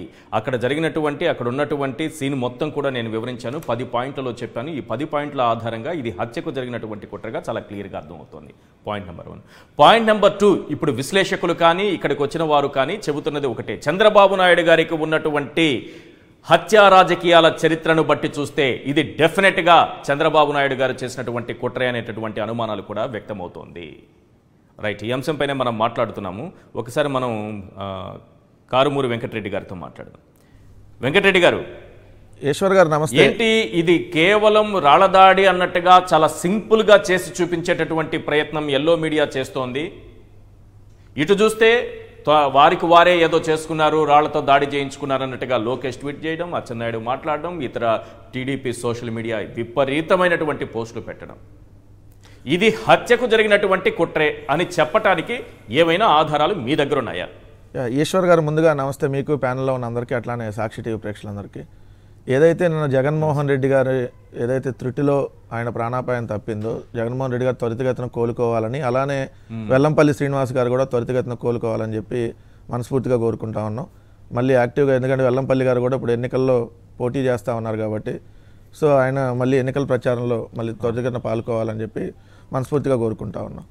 ఇక్కడ మనం గమనించాల్సినటువంటి అంశం ఏంటంటే, ఇది ఎవరో ఆకతాయి రాయితో చేసినటువంటి దాడి కాదు. పాయింట్ నెంబర్ 1, ఒక పక్కా ప్లాన్డ్ ప్రకారం ఒక ఆయుధంతో, అంటే ఏదైతే రాయిని కొట్టేటటువంటి ఒక ఆయుధం, దాన్ని క్యాటప్లెట్ అంటాం, లేదంటే క్యాడర్ బాల్ అంటాం, స్లింగ్ షాట్ అంటాం. సో అటువంటి పరికరంతో కానీ, లేదంటే ఎయిర్ గన్ పిస్టన్, ఈ రెండిట్లో ఏదో ఒక దాంట్లో, అంటే ఎయిర్ గన్ పిస్టన్ కానీ, లేదంటే మీరు అన్నట్టుగా మనం పక్షుల్ని కొట్టడానికి ఏదైతే మనం వాడతాం సార్, ఇట్లా కొన్ని రబ్బర్తో ఉంటాయి, కొన్ని ఇప్పుడు ఆన్లైన్లో కూడా మనకు దొరుకుతూ ఉన్నాయి. మీరు అమెజాన్ కానీ ఇట్లాంటి వాటిలో కూడా ఆన్లైన్లో కూడా దొరుకుతుంది. చూడండి సార్, ఇట్లాంటిది, అంటే ఇట్లాంటి పదునైనటువంటి పరికరం. ఈ పరికరంతో రాయిని అక్కడ పెట్టి రాయిని కరెక్ట్గా గురి చూసి కొడితే డైరెక్ట్గా మనిషి కణితికి తగిలితే మనిషి స్పాట్లో డెడ్ అయ్యేటటువంటి అవకాశం 100% ఉంది. ఇటువంటి ఆయుధాలు ఒకసారి జూమ్ కూడా చేసి చూపిస్తున్నా. ఇటువంటి ఆయుధంతో కానీ, అంటే ఇటువంటి పరికరంతో కానీ, లేదంటే మీరు అన్నట్టుగా ఎయిర్ గన్ పిస్టన్, సో దాంట్లో రాయి లోడ్ చేస్తుంటారు, దాంట్లో పెట్టేసి డైరెక్ట్ కొడితే మనిషి స్పాట్లో డెడ్ అయ్యేటటువంటి అవకాశం 100కి 100% ఉంది సార్. సో ఇటువంటి పదునైనటువంటి పరికరంతో కానీ, ఎయిర్ గన్ పిస్టన్తో కానీ దాడి జరిగిందనేది 100% ఇది క్లియర్. అది దీంతో జరిగిందా, ఎయిర్ గన్ పిస్టన్తో జరిగిందా అనేది పోలీసులు ఆల్మోస్ట్ నాకు తెలిసి మోస్ట్లీ రేపు ఈవినింగ్ కల్లా, ఎందుకంటే దానికి ఫైనల్ ఆల్రెడీ ఇప్పుడు దానికి సంబంధించినటువంటి పూర్తిగా టీం తిరుగుతూ ఉంది కాబట్టి అతన్ని పట్టుకుంటారు. పట్టుకున్న తర్వాత పూర్తి స్థాయిగా ఇది బయటకు వచ్చింది. అంటే జగన్మోహన్ రెడ్డి గారు అనేటటువంటి ఒక ముఖ్యమంత్రిని చంపేయాలి, భౌతికంగా ఈ రాష్ట్రంలో కాదు ఈ భూమి మీద జగన్మోహన్ రెడ్డి గారు అనేటటువంటి వ్యక్తిని లేకుండా చేయాలనేటటువంటి ఒక పక్క పథకం ప్రకారం ఎవరినైతే ఒక వ్యక్తిని ఉపయోగించి ఇది తెలుగుదేశం పార్టీ 100% చేసిందంటారు సార్. దానికి ప్రూఫ్స్ ఏందని అంటారు కదా మీరు. నిజంగా తెలుగుదేశం పార్టీ కానీ దీని వెనకాల లేకపోతే తెలుగుదేశం పార్టీ నుంచి రావాల్సినటువంటి స్టేట్మెంట్ ఏంటి? ఎవరైతే ముఖ్యమంత్రి జగన్మోహన్ రెడ్డి గారి మీద దాడి చేశారో రాయితో, జగన్మోహన్ రెడ్డి గారిని హత్య చేయడానికి ఎవరైతే ప్రయత్నించారో వాళ్ళని అరెస్ట్ చేయండి, అవసరమైతే ఎనీ ఎంక్వైరీ, ఇక్కడ కాకపోతే సిబిఐని ఎంక్వైరీ చేసి అతన్ని పట్టుకొని ఇమీడియట్గా చేయండి, దీని వెనకాల మేము ఎవరూ లేవని చెప్పాల్సినటువంటి తెలుగుదేశం పార్టీ లేదు ఇది కుట్ర, లేదు అసలు ఇదే పెద్ద చిన్న రాయే కదా, లేదు ఇదేదో అంతకుముందు 2019లో జరిగింది కదా, కోడికత్తితో దాడి జరిగింది కదా, అంత సింపుల్గా కొట్టేసేటటువంటి ప్రయత్నము, దాన్ని తప్పించుకునేటటువంటి ప్రయత్నం చేస్తున్నప్పుడే ఖచ్చితంగా దీని వెనకాల తెలుగుదేశం పార్టీ ఉందని ఎప్పుడు క్లియర్గా చెప్తా ఉన్నాను సార్. ఎందుకంటే ఇదే కోడికత్తితో దాడి చేసినటువంటి ఎవరైతే శ్రీనివాసరావు ఉంటాడో ఆ శ్రీనివాస్ కుటుంబం సార్, ఒకసారి జూమ్ చేయండి సార్. ఇది ఆంధ్రజ్యోతిలో ఏప్రిల్ 12 అంటే నిన్నగాక మొన్న వచ్చినటువంటి ఆర్టికల్ సార్. ఒక్క నిమిషం ఇది ఒక్కసారి జూమ్ చేస్తే అర్థమైంది. చంద్రబాబును కలిసిన కోడికత్తి సీను కుటుంబం, చంద్రబాబును కలిసిన కోడికత్తి సీను కుటుంబం, పి గన్నవరం అంబాజీపేట ప్రజాగలం బహిరంగ సభకు వచ్చినటువంటి చంద్రబాబు నాయుడు గారిని జనుపల్లి శ్రీనివాస్ అలియాస్ కోడికత్తి సీను కుటుంబం, అడ్వకేట్ గున్నం వీర వెంకట సత్యనారాయణ ఆధ్వర్యంలో వాళ్ళ కుటుంబం మొత్తం కలిశారు సార్. ఈయన వెళ్ళి ఆయన కలిసి ఏం చెప్పాడంటే, ఎవరైతే జగన్మోహన్ రెడ్డి గారిని హత్య చేయడానికి ప్రయత్నించినటువంటి ఈ జనుపల్లి శ్రీనివాస్ అనే అతను చెప్పినటువంటి చంద్రబాబు నాయుడు గారిని కలిసి కోనసీమలో పలు సమస్యలను చంద్రబాబు దృష్టికి తీసుకొచ్చాడంట సార్. ఈయనేమో 5 సంవత్సరాలుగా జైల్లో ఉంటే, ఈయనేమో ఒక ప్రతిపక్ష నాయకుడిగా ఆ రోజు ఉన్నటువంటి జగన్మోహన్ రెడ్డి గారిని ఏదైతే బలమైనటువంటి కోడి పందాలకు ఉపయోగించేటటువంటి కత్తితో జగన్మోహన్ రెడ్డి గారిని చంపటానికి ప్రయత్నించినటువంటి ఈ వ్యక్తి కోనసీమలో పలు సమస్యల మీద చంద్రబాబు నాయుడిని కలిశారంట. తర్వాత వీళ్ళ కుటుంబంలో వాళ్ళ సభ్యుడు శ్రీనివాస్ సోదరుడు ఏం చెప్తున్నాడంటే, ఈ ఎన్నికల్లో తమ కుటుంబం టీడీపీకి మద్దతుగా ఉంటుందని శ్రీను సోదరుడు సుబ్బరాజు స్పష్టం చేశారు. ఏంటంటే ఇప్పుడు ప్రస్తుత ముఖ్యమంత్రి అప్పుడు అపోజిషన్ లీడర్ని చంపటానికి ప్రయత్నించినటువంటి వ్యక్తులు తెలుగుదేశానికి అండగా నిలబడతామని చెప్పి స్టేట్మెంట్ చంద్రబాబు నాయుడు గారిని కలుస్తున్నారంటే దిస్ ఈజ్ ఎవిడెన్స్ కాదా సార్ నేను అడుగుతున్నా. దీని వెనకాల చంద్రబాబు నాయుడు గారు పడిన వాళ్ళు, హత్యకు కుట్ర చేసిన వాళ్ళు అందరూ ఒక చోట గుమిగూడుతున్నారన్నమాట. Obviously sir. ఇప్పుడు వివేకానంద రెడ్డి గారిని అతను చంద్రబాబు అన్న మాట ఏంటి, ఆ శ్రీనివాస్ అనే వ్యక్తి కత్తితో దాడి చేసిన వ్యక్తి జగన్ అభిమాని కాబట్టి దాడి చేసుకున్నారు వాళ్ళకు వాళ్ళు ఏం చెప్పారు. మరి ఇప్పుడు ఎందుకు చంద్రబాబును కలుస్తున్నారు? అతను జైల్లో ఉన్నంత కాలం కూడా చంద్రబాబు తన లాయర్ని, ఒక మహిళా లాయర్ని పదే ఆ జైలులోకి పంపించి మాట్లాడించారా లేదా సార్? ఇప్పుడు అంతదాకెందుకు సార్, అవన్నీ మనం మాట్లాడిచ్చారనేది మనం చెబుతుంది. ఇది ఎవిడెన్స్ కదా, ఇది ఎవిడెన్స్. తెలుగుదేశం పత్రికలో వచ్చింది, వీడియోలు కూడా వచ్చింది సార్, మన యూట్యూబ్లో కొట్టినా వస్తాయి. చంద్రబాబును కలిసిన కోడికత్తి సీను కుటుంబం చంద్రబాబు నాయుడుకి మద్దతుగా నిలబడతారంట తెలుగుదేశానికి. ఇంతకంటే ఇంకేమన్నా ప్రూఫ్ కావాలి సార్? జగన్మోహన్ రెడ్డి గారిని ఈ భౌతికంగా లేకుండా చేయడానికి ఇది రెండోసారి ప్రయత్నం సార్. అంటే ఒకసారి అపోజిషన్ లీడర్గా రేపు పట్టుబడితే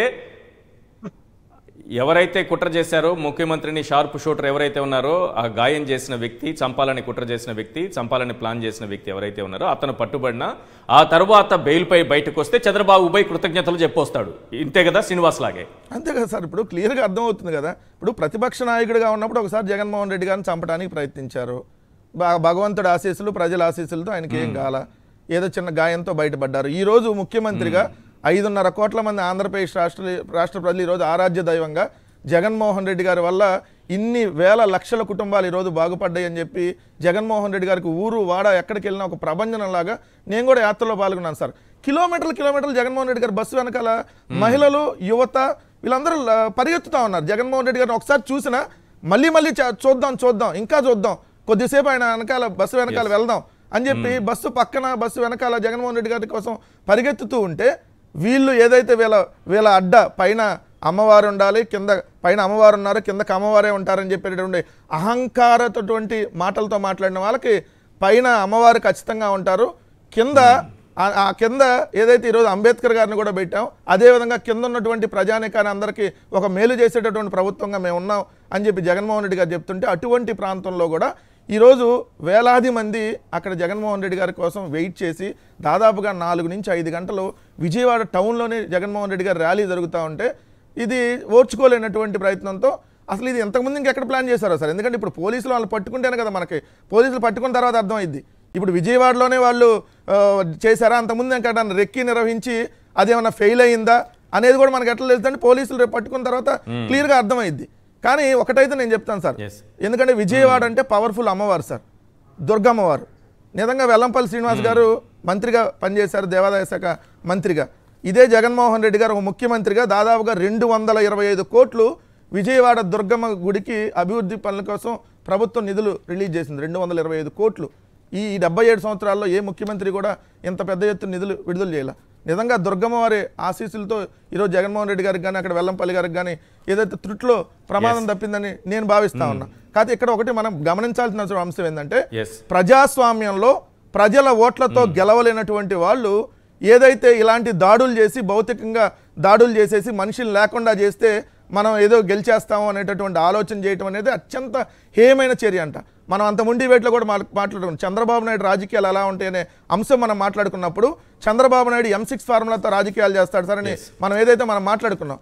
అంటే మద్యంతో రాజకీయాలు చేసి గెలవాలనుకుంటాడు, మనీతో రాజకీయాలు చేసి గెలవాలనుకుంటాడు, కుదరకపోతే మర్డర్స్ చేసైనా రాజకీయాలు చేసి గెలవాలనుకుంటాడు, లేదు అని అంటే మీడియాను అడ్డం పెట్టుకొని నీచమైనటువంటి రాతలు రాయించి గెలవాలనుకుంటాడు, లేదంటే మగవలు అంటే ఆడవారిని అడ్డం పెట్టుకొని రాజకీయాలు చేసి గెలవాలనుకుంటాడు, అది కూడా కుదరకపోతే మార్ఫింగ్ వీడియోల్ని ఏదైతే పోస్టులు చేయించి గెలవాలనుకుంటాడు. ఇటువంటి ప్రయత్నంలో భాగంగానే ఈరోజు జగన్మోహన్ రెడ్డి గారి మీద రెండోసారి జరిగినటువంటి హత్యాయత్నం సార్. సార్ ఖచ్చితంగా పైన దేవుడు ఉన్నాడు, వీళ్ళ పాపం పండిద్ది. ఎవరైతే ఇవన్నీ చేశారో వాళ్ళకి ఖచ్చితంగా కఠినమైనటువంటి శిక్షలు పడతాయని మాత్రం మేము క్లియర్గా చెప్పదలుచుకున్నాం సార్. ఇంకొక విషయం అమర్ గారు మాట్లాడే, శిక్షలు పడడానికి కావలసినటువంటి ఆధారాలు స్పాట్ లో దొరుకుతాయా? మీతో మాట్లాడతాను కాసేపు తర్వాత. నేను ఒకసారి ఈ చంద్రబాబు నాయుడు ఈ ఘటన జరగడానికి ముందు ఏం మాట్లాడారనేది ఒకసారి అందరూ వినాలి, రాష్ట్ర వ్యాప్తంగా ప్రజలందరూ కూడా వినాలి. 5 ఏళ్లు తన్ని అలిసిపోయాం, పక్క చిక్కిపోయాం, ఇప్పుడు రోషం వచ్చింది. తిరిగి మనిషికి ఒక రాయి తీసుకొని ఏ దొరికితే తీసుకొని ఆ దున్నపోతని చిత్తుగా ఓడించి ఆ ఫ్యాన్ అనే మాట లేకుండా చేసి మీరు ముందుకు పోవాల్సిందిగా కోరుకుంటున్నా. మళ్ళీ వినండి. ఆ దున్నపోతు 5 ఏళ్లు తన్ని అలిసిపోయాం, పక్క చిక్కిపోయాం, ఇప్పుడు రోషం వచ్చింది. తిరిగి మనిషికి ఒక రాయి తీసుకొని ఏ దొరికితే తీసుకొని ఆ దున్నపోతని చిత్తుగా ఓడించి ఆ ఫ్యాన్ అనే మాట లేకుండా చేసి మీరు ముందుకు పోవాల్సిందిగా కోరుకుంటున్నా. ప్రసాద్ గారు, ఇది సార్ చంద్రబాబు నాయుడు మాట్లాడినటువంటి మాటలు, జస్ట్ ఈ ఘటన జరగడానికి ముందు మాట్లాడినటువంటి మాటలు. మీరు కుట్ర జరగడానికి అంటున్నారు సార్. ఇది ఫ్రమ్ ద డే 1 నుంచి వాళ్ళ బాధ తాపత్రయం ఇదే. మీకు ఒకటి చెప్పాను, నేను ఎప్పుడు ఇనిషియల్ రిమార్క్స్ కట్టుబడే ఉంటాను. 50% ఓట్లు వేసిన వాళ్ళందరి పట్ల వాళ్ళ దృక్పథం ఇదే.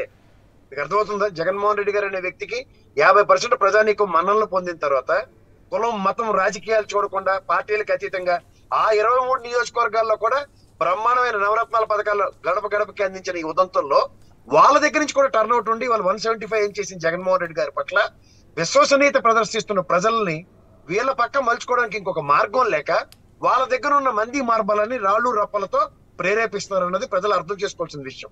అంటే భౌతిక దాడులకైనా దిగి భౌతికంగా ఇదేదో చూడండి రాజ్యాధికారం సంతరించుకోవడానికి రాజులు చేసే యుద్ధాలు అన్న నేపథ్యంలో ఉన్నారు. ఎందుకంటే వీళ్ళు తెలుగు తక్కువ మేళం కింద తయారయ్యారు ఈ మధ్యన.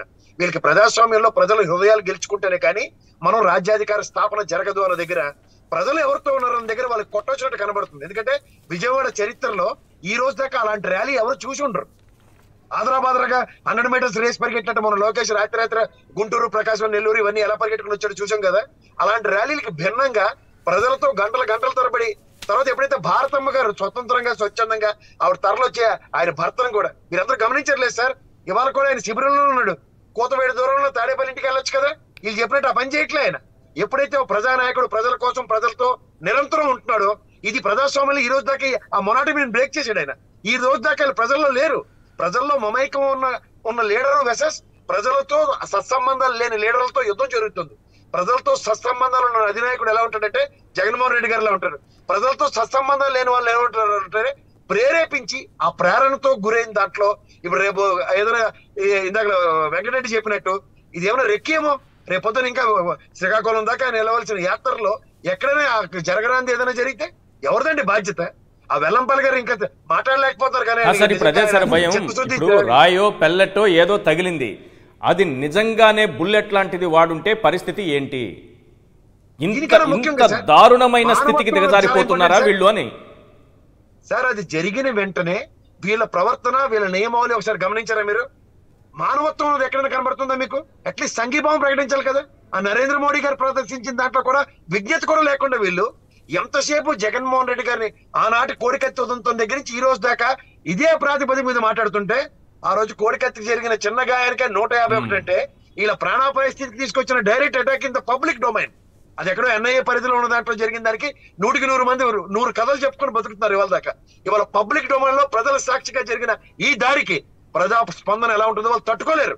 ఇది ఎందుకంటే ప్రజాస్వామ్యంలో ప్రజల చేత ప్రజల వల్ల ప్రజల కొరకు అన్న దగ్గర ప్రజలతో నిరంతరం ఒక అధినాయకుడు చేస్తున్న ప్రత్యక్ష రాజకీయ యుద్ధం. ఈ ప్రత్యక్ష రాజకీయ యుద్ధంలో సైనిక గణం ప్రజలు ఆయనతో నిజంగా ఉన్నారు. ఆ సైనికులే ప్రజలు. వాళ్ళ దగ్గర ఉన్న ఆయుధమే ఓటు. ఆ ఓటు అనే ఆయుధంతో ప్రజలు ఏ విధమైన తీర్పు ఇస్తారో వాళ్ళకి ఆల్రెడీ వాళ్ళ ఫేట్ డిసైడ్ అయ్యింది. ఆ ఫేట్ డిసైడ్ అయ్యి ఉన్న దగ్గర తట్టుకోలేక ఆక్రందంతో చేస్తున్న ఈ దిక్కుమాల దాడుల కింద వీటిని అభివర్ణించారు. ఎస్ అమర్ గారు ప్లీజ్, మీరు ఏదో చెప్తున్నారు సార్, ప్లీజ్ చెప్పండి. నేను మళ్ళీ మర్చిపోతాను, ఏజ్ ప్రాబ్లమ్స్ కదా. చేతులు అదే ప్రాబ్లం సార్. ఒకటి గుర్తుపెట్టుకోవాలి మీరు, చంద్రబాబు నాయుడు తాను ఎట్లా ఆలోచిస్తాడో ఇతరులు కూడా అట్లానే ఆలోచిస్తాడని అనుకుంటాడు. ఆయన ఎప్పుడూ రాజకీయాల్లో జగన్మోహన్ రెడ్డి గారి లాగా లేకపోతే వారి తండ్రి రాజశేఖర రెడ్డి గారి లాగా ప్రజల్లోకి పోయి ప్రజల్ని నమ్ముకొని ప్రజల అభిమానం చొరగొని మనం ఓట్లు తీసుకొని గెలుద్దాము అధికారంలోకి వద్దామని చంద్రబాబు నాయుడు గారు ఎప్పుడూ అనుకోలేదు. ఇట్లాంటి మ్యానిపులేటివ్ మెథడ్స్ తోటే తన అధికారంలో ఉండాలని కోరుకున్నవాడు కాబట్టి ఇతరులు అట్లా చేస్తారని అనుకుంటాడు. దానికి ఒక ఉదంతం ఏమిటి అంటే మల్లెల బాబ్జీ ఇన్సిడెంట్ మీకు గుర్తుండుంటది. ఎన్టీ రామారావు గారి విజయోత్సవ సభలో మల్లెల బాబ్జీ అనేవాడికి చంద్రబాబు నాయుడు డబ్బులు ఇచ్చి ఎన్టీ రామారావు మీద దాడి చేయించినాడు, సింపతిని గెయిన్ చేయడం కోసం అని చెప్పి. ఆ తర్వాత అంతా బయటకు వచ్చింది, కోర్టులో కూడా నడిచింది. ఆ తర్వాత మల్లెల బాబ్జీ స్వయంగా చెప్పినాడు. చివరికి మల్లెల బాబ్జీ ఆత్మహత్య చేసుకున్నాడు అన్నారు. అది కూడా అనుమానాస్పద మృతి. ఆనాడు మల్లెల బాబ్జీని అంటే జనంలో కొంచెం ఎన్టీ రామారావు పట్ల వ్యతిరేకత పెరుగుతున్నది అని అనిపించి ఎన్టీ రామారావు మీద దాడి చేయిస్తే మళ్ళీ మీరు కొత్త పాయింట్ చెప్తున్నారు. మీరు కొత్త పాయింట్ చెప్తున్నారు. మల్లెల బాబ్జీది ఆత్మహత్య అని ఇంతవరకు చాలా మంది అనుకున్నారు. అది ఆత్మహత్య కాదండి. లేదండి, అనుమానాస్పద మృతి, అది ఆత్మహత్య కాదు. మల్లెల బాబ్జీ ఒక లేఖ రాసినాడు, మీరు కావాలంటే రేపు తెలుసుకోండి, మళ్ళీ సాక్షి టీవీలో చూపించండి అవన్నీ. మల్లెల బాబ్జీ అనేవాడు తాను స్వయంగా ఎన్టీ రామారావు మీద దాడి చేయలేదు, చంద్రబాబు ప్రేరేపిత చర్య అది. చంద్రబాబు నాయుడు గారే మల్లెల బాబ్జీ అనే అతనితో ఈ దాడి చేయించినాడు ఎన్టీ రామారావు ప్రభుత్వం మీద, జనంలో కొంత సానుభూతి రావాలి అని చెప్పి. ఆ తర్వాత కాలంలో అనేక రోజులు కోర్టుల్లో నడిచింది అది. ఆ నడిచిన తర్వాత అతనికి ఎన్టీ రామారావు క్షమాభిక్ష పెట్టమని కోర్టును అడిగినాడు. అతను బయటికి వచ్చిన తర్వాత అనుమానాస్పద స్థితిలో మరణించినాడు. మరణించే ముందు అతను ఒక లేఖ కూడా రాసినాడు. కావాలంటే మీరు తెలుసుకోండి. ఇది ఎందుకు చెప్తున్న ఇన్సిడెంట్ అంటే చంద్రబాబు నాయుడుకి ఇట్లాంటి రాజకీయాలు చేయడం అలవాటు కాబట్టి ఇతరులు కూడా ఇట్లానే చేస్తారు, ఇట్లా చేయాలి లేదా ఇట్లా చేశారని చెప్పి వాళ్ళ మీద కూడా బురద చల్లుదామని అనుకుంటాడు తప్ప జగన్మోహన్ రెడ్డి లాగా స్ట్రైట్ పాలిటిక్స్ కావు కదా. జగన్మోహన్ రెడ్డి చాలా స్ట్రైట్ గా నిన్న రోజంతా నేను ఫాలో అయినాను ఆయన. ఆ చేనేత వాళ్ళ దానిలో మాట్లాడుతూ ఆయన గెట్ టుగెదర్ లో ఒక చేనేత మహిళ ఏదో అడిగింది. అడిగితే ఓపెన్ గా చెప్పినాడు ఆయన, అమ్మ ఇది సాధ్యమయ్యే పని కాదమ్మా, ఇది ఇంకేదైనా మార్గం ఆలోచించాలని చెప్పినాడు. అక్కడికక్కడ రేపు 4 రోజుల్లో ఓట్లు ఉన్నాయి కాబట్టి నీకెందుకు, నేను అధికారంలోకి వచ్చి చేసేస్తా, ఐ గెట్ యూ మూన్ అని చంద్రబాబు నాయుడు లాగా చెప్పొచ్చు. జగన్మోహన్ రెడ్డి అట్లా చెప్పడం లేదు. చంద్రబాబు ఏమేం ప్రామిసులు చేస్తున్నాడు చూడండి మీరు. జగన్మోహన్ రెడ్డి చేస్తున్న సంక్షేమ కార్యక్రమాల వల్ల ఆంధ్రప్రదేశ్ శ్రీలంక అయింది అని మాట్లాడిన చంద్రబాబు వాళ్ళ నన్ను అధికారంలోకి తీసుకురండి, జగన్మోహన్ రెడ్డి చేసిన దానికంటే 4 ఇంతలు ఇస్తా 10 ఇంతలు ఇస్తా అని మాట్లాడుతున్నాడు. జనం ఎట్లా నమ్ముతారు చెప్పండి ఆయన? ఎందుకంటే ఆయన చూసినారు గతంలో అధికారంలో ఉన్నాం. కాబట్టి ఇక్కడ నేను చెప్పదలుచుకున్న పాయింట్ ఇది, చంద్రబాబు తాను ఎట్లా ఆలోచిస్తాడో ఇతరుల మీద కూడా అట్లాంటి ఆరోపణలే చేయాలనుకుంటాడు. జగన్మోహన్ రెడ్డి గారి మీద జరిగింది రాత్రి చాలా స్పష్టమైన దాడి. మనం గాని, ప్రభుత్వం గాని, ఎలక్షన్ కమిషన్ గాని, పోలీస్ శాఖ గాని వాళ్ళు ఆలోచించాల్సిన విషయం ఏమిటంటే, జగన్మోహన్ రెడ్డి ఊరుకోడు, ఆయన ప్రజల్లోకి పోతాడు. ఆయన రేపు శ్రీకాకుళం దాకా ఆయన ఈ బస్సు యాత్ర చేసే క్రమంలో ఆయన తప్పనిసరిగా రోడ్ షోలు చేస్తాడు, బస్సు మీద నుంచి జనంతో మాట్లాడతాడు, ఆయన అభివాదం చేస్తాడు. ఇవన్నీ జరుగుతుంటాయి. ఆయన్ని కాపాడుకోవడం ఎట్లా అనేది అందరూ ఆలోచించాలి. అంతే తప్ప ఇప్పుడు చంద్రబాబు గురించి చంద్రబాబు ఏమో అధికారికంగా ఈ సంఘటన నేను ఖండిస్తున్నా అంటాడు. ఆయన కొడుకు నాయకత్వంలో వెధవలంతా కలిసి మాట్లాడుతున్న మాటలు ఏమిటి, చేస్తున్న చేష్టలు. నేను ఈరోజు పొద్దున విజయవాడ నుంచి హైదరాబాద్ రావడానికి ఒక విజయవాడ డ్రైవర్ ని కుదుర్చుకున్నాను. ఆ డ్రైవర్ ఈ ప్రాంతం వాడు, నిన్న దాడి జరిగిన ప్రాంతం వాడు. అతను నాకు చెప్పింది ఏమిటంటే, ముఖ్యమంత్రి గారి మీద దాడి జరిగిన ప్రాంతం బోండా ఉమామహేశ్వరరావు అనే అతని నియోజకవర్గంలోకి వస్తుంది. అక్కడికి కూతవేటు దూరంలో అతని తెలుగుదేశం పార్టీ ఆఫీస్ కూడా ఉంది బోండా ఉమామహేశ్వరరావుది. అక్కడ వాళ్ళకున్న రికార్డ్ ఏమిటట అంటే, బోండా ఉమామహేశ్వరరావు ఒక గంజాయి బ్యాచ్ ను పోషిస్తూ ఉంటాడట. వాళ్ళంతా ఉండేలు అంటాం కదా, ఇంతకుముందు వెంకటరెడ్డి గారు చూపించినారు బొమ్మ. అట్లాంటిది పెట్టి ఉడుములను కొట్టడం, పందులు కొట్టడం ప్రాక్టీస్ చేస్తూ ఉంటారట. అట్లాంటి బ్యాచ్ దేనైనా హైర్ చేసి ఉండవచ్చు అని ఆ డ్రైవర్ చెప్తున్నాడు. పాప అతను చదువుకున్నవాడు కూడా కాదు, మామూలు డ్రైవర్, క్యాబ్ డ్రైవర్ అతను చెప్తున్నాడు, సార్ ఖచ్చితంగా ఇది బోండా ఉమాకు సంబంధించిన ఈ గంజాయి బ్యాచ్ వాళ్ళు చేసిన పని సార్, ఇది వాళ్ళు దీంట్లో ఎక్స్పర్టీజ్ ఉంది వాళ్ళకు, ఇట్లాంటి వాటితో కొట్టడం అనేది. ఇప్పుడు మామూలుగా కింద నుంచి చేత్తో ఒక రాయి. ఇంకొకటి కూడా దానికి ఆధారం, ఇంకొక ఆధారం దొరుకుతుంది సార్. అదే రోజు మధ్యాహ్నం సమయంలో మీటింగ్ పెట్టుకున్నారు ఆ బ్యాచ్ తో అనేది ఆ పార్టీ ఆఫీస్ లో. వాట్ ఎవర్ ఇట్ ఈస్, ఆ డ్రైవర్ ఇది ఒక సమాచారం అయితే క్లియర్ గా అందుతుంది. ఈశ్వర్ గారు, ఆ డ్రైవర్ చెప్పింది నేను మీకు చెప్తున్నా. ఇప్పుడు మామూలుగా ఒక రాయి విసిరితే అసలు అంత ఎత్తు పోవడమే కష్టం నేల మీద నుంచి. ఏదైనా స్పీడ్, ఇప్పుడు అది ముఖ్యమంత్రి గారికి తగిలి మళ్ళా పోయి వెల్లంపల్లికి కూడా తగిలింది అని అంటే ఏ స్పీడ్ తో వచ్చి ఉంటది, ఒక ఎయిర్ గన్ లేకపోతే ఏదైనా ఇట్లాంటివి చేస్తే తప్ప అది మామూలు మనుషుల దగ్గర ఉండదు కదా. అయినా జగన్మోహన్ రెడ్డిని ఆ రీతిన గాయపరిచి ఆయనను హతమార్చాలనే ఆలోచన సామాన్యులు ఎవరికైనా ఉంటుందా? రాజకీయాలతో సంబంధం లేని వాళ్ళు ఎవరికైనా ఉంటుందా? ఇవాళ ఉన్న పరిస్థితుల్లో జగన్మోహన్ రెడ్డి గారిని ఆ మాట మనం మాట్లాడుకోకూడదు, బాధ అనిపిస్తుంది. ఎలిమినేట్ చేస్తే లాభపడేది ఎవరు? అవును, అంతరించిపోతున్న రాజకీయ జీవితాన్ని ఇంకొంతకాలం కొనసాగించుకోవడానికి ఉపయోగపడేది చంద్రబాబు నాయుడుకు, తన కొడుక్కి. కాబట్టి తప్పనిసరిగా వాళ్ళు చేసిన పని ఖచ్చితంగా తెలుసు. ఇది పోలీసులు తప్పనిసరిగా బయటకు తీసుకురావాలా, ఎన్నికల కమిషన్ దీన్ని సీరియస్ గా తీసుకోవాలి. ఇప్పుడు ఏం హాని ఉందని చెప్పి లోకేష్ కు జెడ్ కేటగిరీ ఇచ్చినారు, ఇంకా ఏ హాని ఉందని చంద్రబాబు నాయుడుకు Z+ కేటగిరీ కొనసాగిస్తూ ఉన్నారు. ఇప్పుడు 2004లోనో 2003లోనో అలిపిరి మీద దాడి జరిగితే ఇవాళ అసలు ఉద్యమమే ఆంధ్రప్రదేశ్ లో పెద్దగా లేకుండా పోయింది కదా. ఇంకా ఎందుకు Z+ కేటగిరీ చంద్రబాబు నాయుడుకి? ఇప్పుడు జెడ్ కేటగిరీ ఎందుకు లోకేష్ కు? రేపు నన్ను బ్లేడ్లతో గోయబోయినారు, నా సెక్యూరిటీని కోసినారు అని చెప్పుకుంటున్నా లోకేష్ కూడా ఇంకేదైనా వైయో ఎక్సో జెడ్ఓ కేటగిరీ ఇస్తారు. వీళ్ళకి కాదు కదా ఇవ్వాల్సింది. ప్రజల్లోకి పోయి ప్రజలతో మమేకం అవుతున్న జగన్మోహన్ రెడ్డి లాంటి వాళ్ళకు సరైన భద్రత కల్పించాల్సిన అవసరం తప్పనిసరిగా ఉన్నది. రైట్. నాగార్జున యాదవ్ గారు, వైఎస్ఆర్సీపీ అధికార ప్రతినిధి మనతో పాటు జాయిన్ అయ్యారు. నాగార్జున యాదవ్ గారు, ఇది ఖచ్చితంగా హత్యకు చేసినటువంటి కుట్రే. హత్య చేయాలని ఒక ప్లాన్డ్గా దీన్ని చేశారు. బట్ కణితకు తగలాల్సింది కంటికి తగిలింది, కంటి పై భాగంలో తగిలింది. కాబట్టి ప్రాణాపాయ స్థితి నుంచి బయటపడ్డారు సీఎం వైఎస్ జగన్. ఇది హత్యకు చేసినటువంటి కుట్రే అనడానికి మీ దగ్గర ఉన్నటువంటి ఆధారాలు ఏంటి? ఇప్పటికే అనేక ఆధారాలు కనిపిస్తున్నాయి.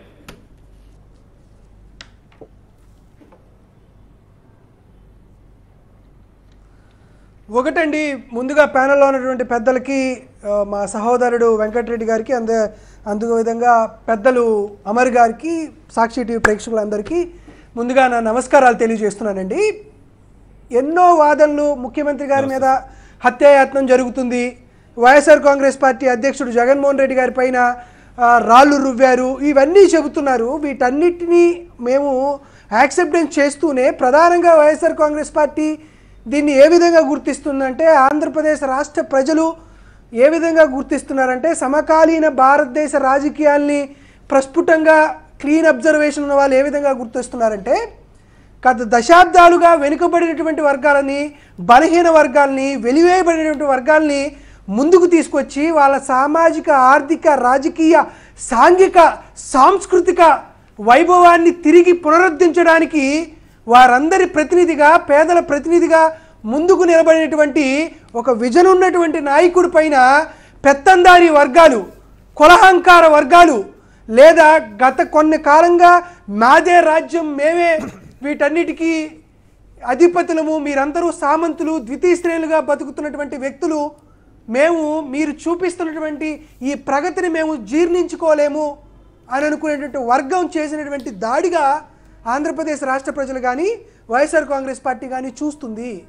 ఇది జగన్మోహన్ రెడ్డి గారు చేస్తున్నటువంటి ఈ రాజకీయ రంగంలో జగన్మోహన్ రెడ్డి గారు చేస్తున్నటువంటి ఈ విభిన్నమైనటువంటి గొప్ప అభివృద్ధి కార్యక్రమాలు, తీసుకొస్తున్నటువంటి సామాజిక విప్లవాన్ని ఏ విధంగా అణిచివేయాలి అని అంటే, జగన్మోహన్ రెడ్డి గారిని కాస్త ఫిజికల్గానే ఎలిమినేట్ చేయాలి అనేటువంటి విధంగా జరుగుతున్నటువంటి ఇష్యూనే ఇది.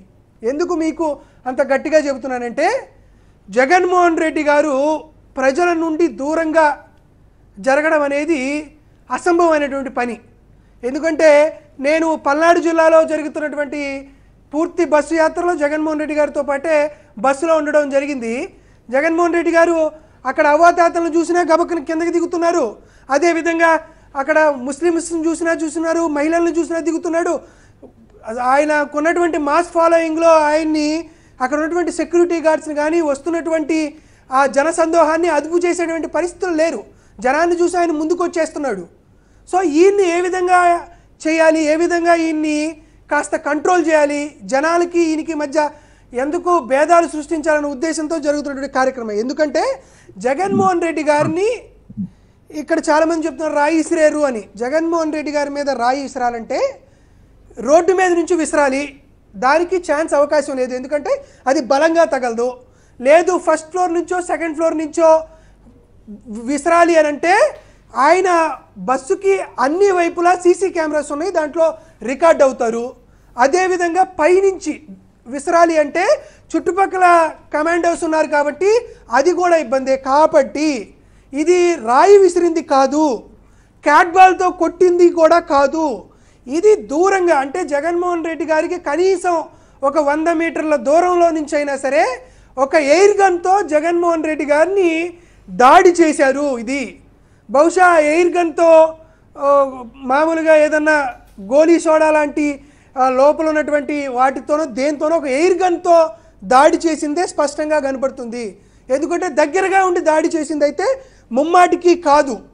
ఎందుకంటే సెక్యూరిటీ గార్డ్స్ కనపడతారు, లేకపోతే వైఎస్ఆర్ కాంగ్రెస్ పార్టీ కార్యకర్తలు కనపడతారు, బస్సుకు ఉన్నటువంటి సీసీ కెమెరాలో ఉన్న రికార్డ్ అవుతుంది. కాబట్టి ఇది ఖచ్చితంగా జగన్మోహన్ రెడ్డి గారిని ఫిజికల్గా ఎలిమినేట్ చేద్దాం, తద్వారా బడుగు బలహీన వర్గాలకు వెన్నుముకగా నిలిపిస్తున్నటువంటి ఒక గొప్ప నాయకుడిని ప్రజల నుండి వేరు చేద్దాం అనేటువంటి ఒక దుర్మార్గమైనటువంటి కుట్రతోనే ఇది ముందుకు జరుగుతుంది. దాంతోపాటు చంద్రబాబు నాయుడు గారు చేసింది ఒకసారి మీ అందరికీ గుర్తులేదు. ఇది చంద్రబాబు నాయుడు గారు ట్వీట్ చేశారండి.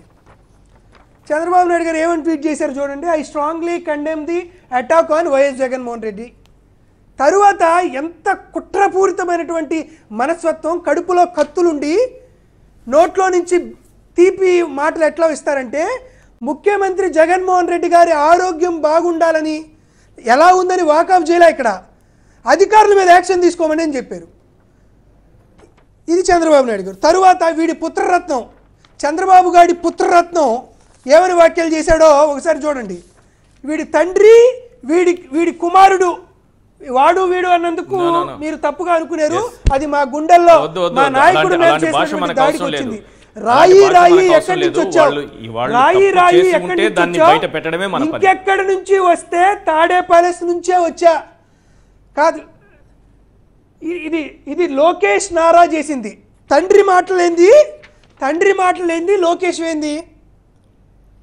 వీడి పార్టీకి పాలసీ మారిపోతూ ఉంటుందా? అకౌంట్కి ట్విట్టర్కి ఫేస్బుక్కి కుటుంబంలో ఉన్నటువంటి తల్లిదండ్రులకి భర్తకి భార్యకి వీడి పాలసీ మారిపోతూ ఉంటుందండి. రాయి ఎక్కడి నుంచి వచ్చావు అని అడుగుతారు. ఏం చెప్పమంటారు మమ్మల్ని? ముఖ్యమంత్రి గారి మీద దాడి చేసి ఆయన హత్యాయత్నం గురి చేసి అతన్ని ఫిజికల్ గా ఎలిమినేట్ చేద్దాం అనుకున్నారు కదా. ఈ రాయి గురించి లోకేష్ మీద వ్యాఖ్యలిస్తే ఎట్లా మాట? మేమేం దూషించట్లేదండి. మరి ఇదేంటంటున్నా? లోకేష్ చేసినటువంటి వ్యాఖ్యలు ఏందంటున్నా? ఇది మనస్తత్వం ఉన్నవాడు, మానవత్వం ఉన్నవాడు ఈ వ్యాఖ్యలు చేస్తాడా? చంద్రబాబు నాయుడు ఏమో తోడేలు దొంగలాగా పైకి మనిషి మొహం వేసుకొని ఈ ట్వీట్ చేస్తాడు, లోకేష్ ఏమో ఈ ట్వీట్ చేస్తాడు. ఇంకొకరు తెలుగుదేశం పార్టీ అధ్యక్షుడు కింజరపు అచ్చెన్నాయుడు ఏమంటాడు? ఇది కోడికత్తి 2.0 అంటాడు.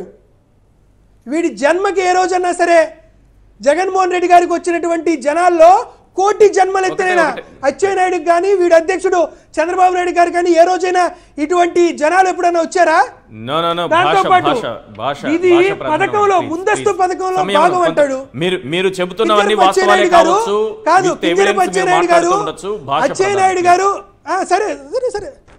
సరే నిజమే చెప్తానండి.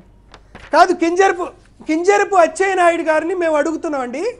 కింజరపు అచ్చెన్నాయుడు గారు ఎప్పుడు కాస్త పొలిటికల్గా బాగా యాక్టివ్ అయింది వాళ్ళ సోదరుడు చనిపోయిన తర్వాతనే కదా. ఆయన రోడ్డు ప్రమాదంలో చనిపోయారు. వాటి మీద మేము వ్యాఖ్యలు చేస్తే మీ కడుపు ఎంత కాలుతుంది? మీ కుటుంబ సభ్యులు ఎంత బాధపడతారు? జగన్మోహన్ రెడ్డి గారి మీద ఒక దాడి జరిగింది. వైఎస్ఆర్ కాంగ్రెస్ పార్టీ శ్రేణులు, కుటుంబాలు, ఆయన ద్వారా లబ్ధి పొందినటువంటి మాలాంటి ఎంతో మంది కడుపు రగిలిపోతుంటుంది కాబట్టి ఇటువంటి వ్యాఖ్యానాలు చేస్తున్నాం. మరి మీ కుటుంబం మీద మేము చేస్తే ఏమనుకుంటారు? తరువాత ఐటీడీపీ అఫీషియల్ వాళ్ళు ఏం చెప్తారు? కొత్త కోడికత్తి కమల్ హాసన్ అంటారు. మరి చంద్రబాబు నాయుడు గారు ఎవరు? శోభన్ బాబా? నారా లోకేష్ ఎవరు? వడివేలా? ఇటువంటి వ్యాఖ్యలు చేస్తారండి. ఒక మనిషికి ప్రాణాపాయం జరుగుతుంది, గన్నో ఎయిర్ గన్నో లేకపోతే అది రాయో ఏందో తెలియలేదు, కడుపుకు అన్నం తినే వాళ్ళు ఎవరైనా అయ్యో పాపం అంటారు. కోడికత్తి కమల్ హాసన్ అని ఐటీడీపీ అఫీషియల్ అంటారు. దాని తర్వాత తెలుగుదేశం పార్టీ అఫీషియల్ పేజు నడుపుతుంది చంద్రబాబు నాయుడా లేకపోతే మరొకరా? నాకు అర్థం కావట్లేదు. ఏం చెప్తారు? కోడికత్తి డ్రామాలే నీ ఎజెండా, గొడ్డలిపోటే నీ ఎజెండా అని అంటారు. ఏం వ్యాఖ్యలు చేస్తున్నారు? దీంతో పాటు ఆ బోండా ఉమా, ఇందాక అమర్ గారు చెప్పినట్టు బోండా ఉమా ఇంకొక అడుగు ముందుకేసి కొండ మీద అమ్మవారు, బోండా ఉమా ట్వీట్ చూడండి, కొండ మీద అమ్మవారు కొండ కింద కమ్మవారని జగన్మోహన్ రెడ్డి గారికి గాయమైనటువంటి ఫోటో ఆయన మీద విసిరేసిన రాయి పెట్టుకొని మేము కమ్మవారు, మాకు అమ్మవారు పైన ఉన్నారని ఏం చెప్పదలుచుకున్నారు? మేము కమ్మవారం కాబట్టి, మాది విజయవాడలో ఉన్నాం కాబట్టి, బడుగు బలహీన వర్గాల ఆశాజ్యోతిగా జగన్మోహన్ రెడ్డి గారు పరిపాలన చేస్తున్నారు కాబట్టి మేము జగన్మోహన్ రెడ్డి గారి మీద రాళ్ళేస్తాం, ఎయిర్ గన్ ప్రయోగించి ఆయన్ని కాలుస్తాం, ఆయన్ని ఫిజికల్గా ఎలిమినేట్ చేస్తాం, ఆయన్ని హత్య చేస్తాం, ఎందుకంటే మేము కమ్మవారు అని విద్వేషాలు రెచ్చగొట్టడం బోండా ఉమా పరిస్థితి. బోండా ఉమాకి ఇది చేయమని ఎవరికి చెప్పారు? ఈ ట్వీట్ చేయమని ఎవరు చెప్పారు? చంద్రబాబు నాయుడు గారికి గంజాయి బ్యాచ్ తో సంబంధం ఉంటుంది, గంజాయి బ్యాచ్ ని పెంచి పోషిస్తాడు. లోకేష్ ఇక్కడ ఇంకో పాయింట్ చెప్పండి సార్, ఇక్కడ ఇంకో పాయింట్ చెప్పండి సార్. ఈ ట్వీట్ ఏందండి? ఈ బోండా ఉమా గంజాయి బ్యాచ్ ని పెంచి పోషిస్తారని లోకల్ గా ఒక టాక్.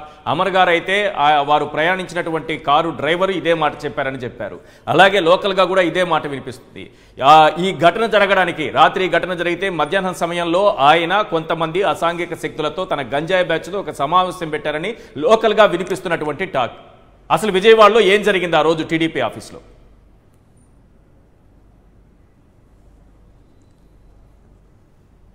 సార్, అమర్ గారు చెప్పినట్లు లేకపోతే చాలామంది ప్రముఖులు చెప్పినట్టు ఎవరో గంజాయి తాగిన వాళ్ళు కొట్టారో, క్యాట్బాల్తో కొట్టారో అనే దానికి వ్యక్తిగతంగా నేను అయితే దాని మీద కాకుండా ఇది ఖచ్చితంగా 100% ఒక కాంట్రాక్ట్ కిల్లర్తో ఒక ప్లానింగ్ ప్రకారమే ఇది జరుగుతుంది. జగన్మోహన్ రెడ్డి గారు పులివెందల్లో బస్సు యాత్ర మొదలుపోయిన కాడి నుంచి జగన్మోహన్ రెడ్డి గారు యాత్ర ఎలా చేస్తున్నాడు, ఆయన ఎప్పుడెప్పుడు దిగుతున్నాడు, ఎక్కడెక్కడ షార్ప్ పైన షూటర్స్ వాళ్ళ దగ్గర ఉంటారు, కొంతమంది దానికి అలవాటు పడ్డ వాళ్ళు. ఇక్కడ పాయింట్ అది కాదు సార్, సీసీ కెమెరాలు ఎన్ని షార్ప్ ఉన్నాయి షూటరే. అనేది ఒక ప్రణాళిక ప్రకారం ఒక ప్రణాళిక ప్రకారం చేసిన పనే. ఒక కాంట్రాక్ట్ కిల్లర్ తో మాత్రమే ఎంగేజ్ చేసుకొని జగన్మోహన్ రెడ్డి గారి మీదే జాడి చేశారు. రైట్. ఒకసారి మనం వెంకటరెడ్డి గారితో మాట్లాడదాం. వెంకటరెడ్డి గారు, గతంలో 2019లో జరిగినప్పుడు వైజాగ్ ఎయిర్పోర్ట్లో ఆయన పైన కత్తితో దాడి చేస్తే చాలా అవహేళనగా కోడికత్తి అని చాలా అవహేళనగా మాట్లాడారు. ఎంత దిగింది, ఎన్ని ఇంచులు దిగింది అని ఒక మానవత్వం లేకుండా ప్రవర్తించారు. ఈరోజు ఇదే స్థాయిలో అచ్చెన్నాయుడు, లోకేష్, ఐటీడీపీ వాళ్ళు చేస్తున్నటువంటి నీచమైనటువంటి కామెంట్స్, వీళ్లకు మానవత్వం లేదు, పైగా కుట్రలు చేసేది వీళ్ళే. ఏం చెప్పాలి దీని గురించి? రాష్ట్ర ప్రజలు అర్థం చేసుకోలేరు అనుకుంటున్నారా? వీళ్ళు పెడుతున్నటువంటి రాతలు, వీళ్ళు రాస్తున్నటువంటి రాతలు, వీళ్ళు పెడుతున్నటువంటి పోస్టులు.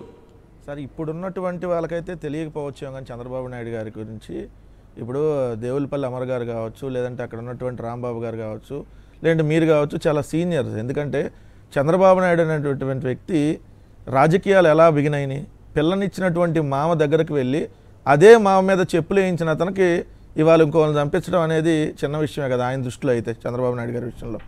ఎందుకంటే పిల్లనిచ్చినటువంటి మామ చంద్రబాబు నాయుడు గారు ఆ స్టేజ్కి ఉన్నాడు కారణం అంటే అదే రామారావు గారు. ఆ రామారావు గారు లేకపోతే ఎవరు చంద్రబాబు నాయుడు? అదే రామారావు గారి మీద చెప్పులు వేయించాడు, దాని తర్వాత నీచమైనటువంటి రాతలు రాయించాడు, రామారావు గారిని నగ్నంగా కార్టూన్లు వేయించారు, రామారావు గారి ఫోటోల్ని. రామారావు గారు అమ్మాయిలతో తిరుగుతాడని, గండిపేటలో ఇది స్కాచ్ తాగుతా పడిపోతున్నాడని, తూలుతాడు, మద్యం తాగి ఏది పడితే అది చేస్తాడు రామారావు గారు అని చెప్పి నీచమైనటువంటి రాతలు రాయించాడు. ఆయన పార్టీని, ఆయన అకౌంట్స్ని లాక్కున్నాక కోర్టులో తీర్పు కూడా ఆయన మేనేజ్ చేసి తెచ్చుకున్నాడన్న ఆ రోజు రాత్రే కదా రామారావు గారు చనిపోయింది.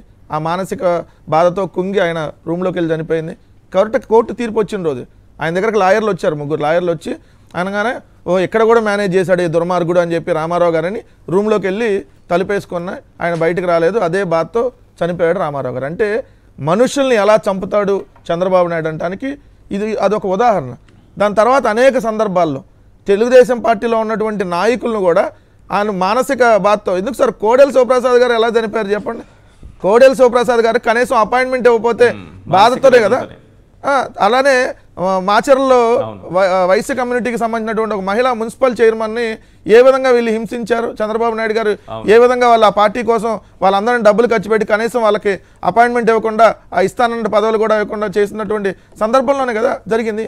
ఇలా అనేక మందిని ఇప్పుడు ఈరోజు జగన్మోహన్ రెడ్డి గారి మీద డైరెక్ట్గా, ఎందుకంటే ఇప్పుడు జగన్మోహన్ రెడ్డి గారి క్యారెక్టర్ని, ఎందుకంటే జగన్మోహన్ రెడ్డి గారి మీద వీళ్ళు పదే ఆయన క్యారెక్టర్ని ఏదో ఒక విధంగా చూపించాలి, నెగిటివ్గా చూపించాలనే ప్రయత్నం దాదాపుగా 15 సంవత్సరాల నుంచి 2009 నుంచి ఇప్పుడు దాకా చూపించేటటువంటి ప్రయత్నం అనేక రకాలుగా వాళ్ళ మీడియాని అడ్డం పెట్టుకొని చేశారు.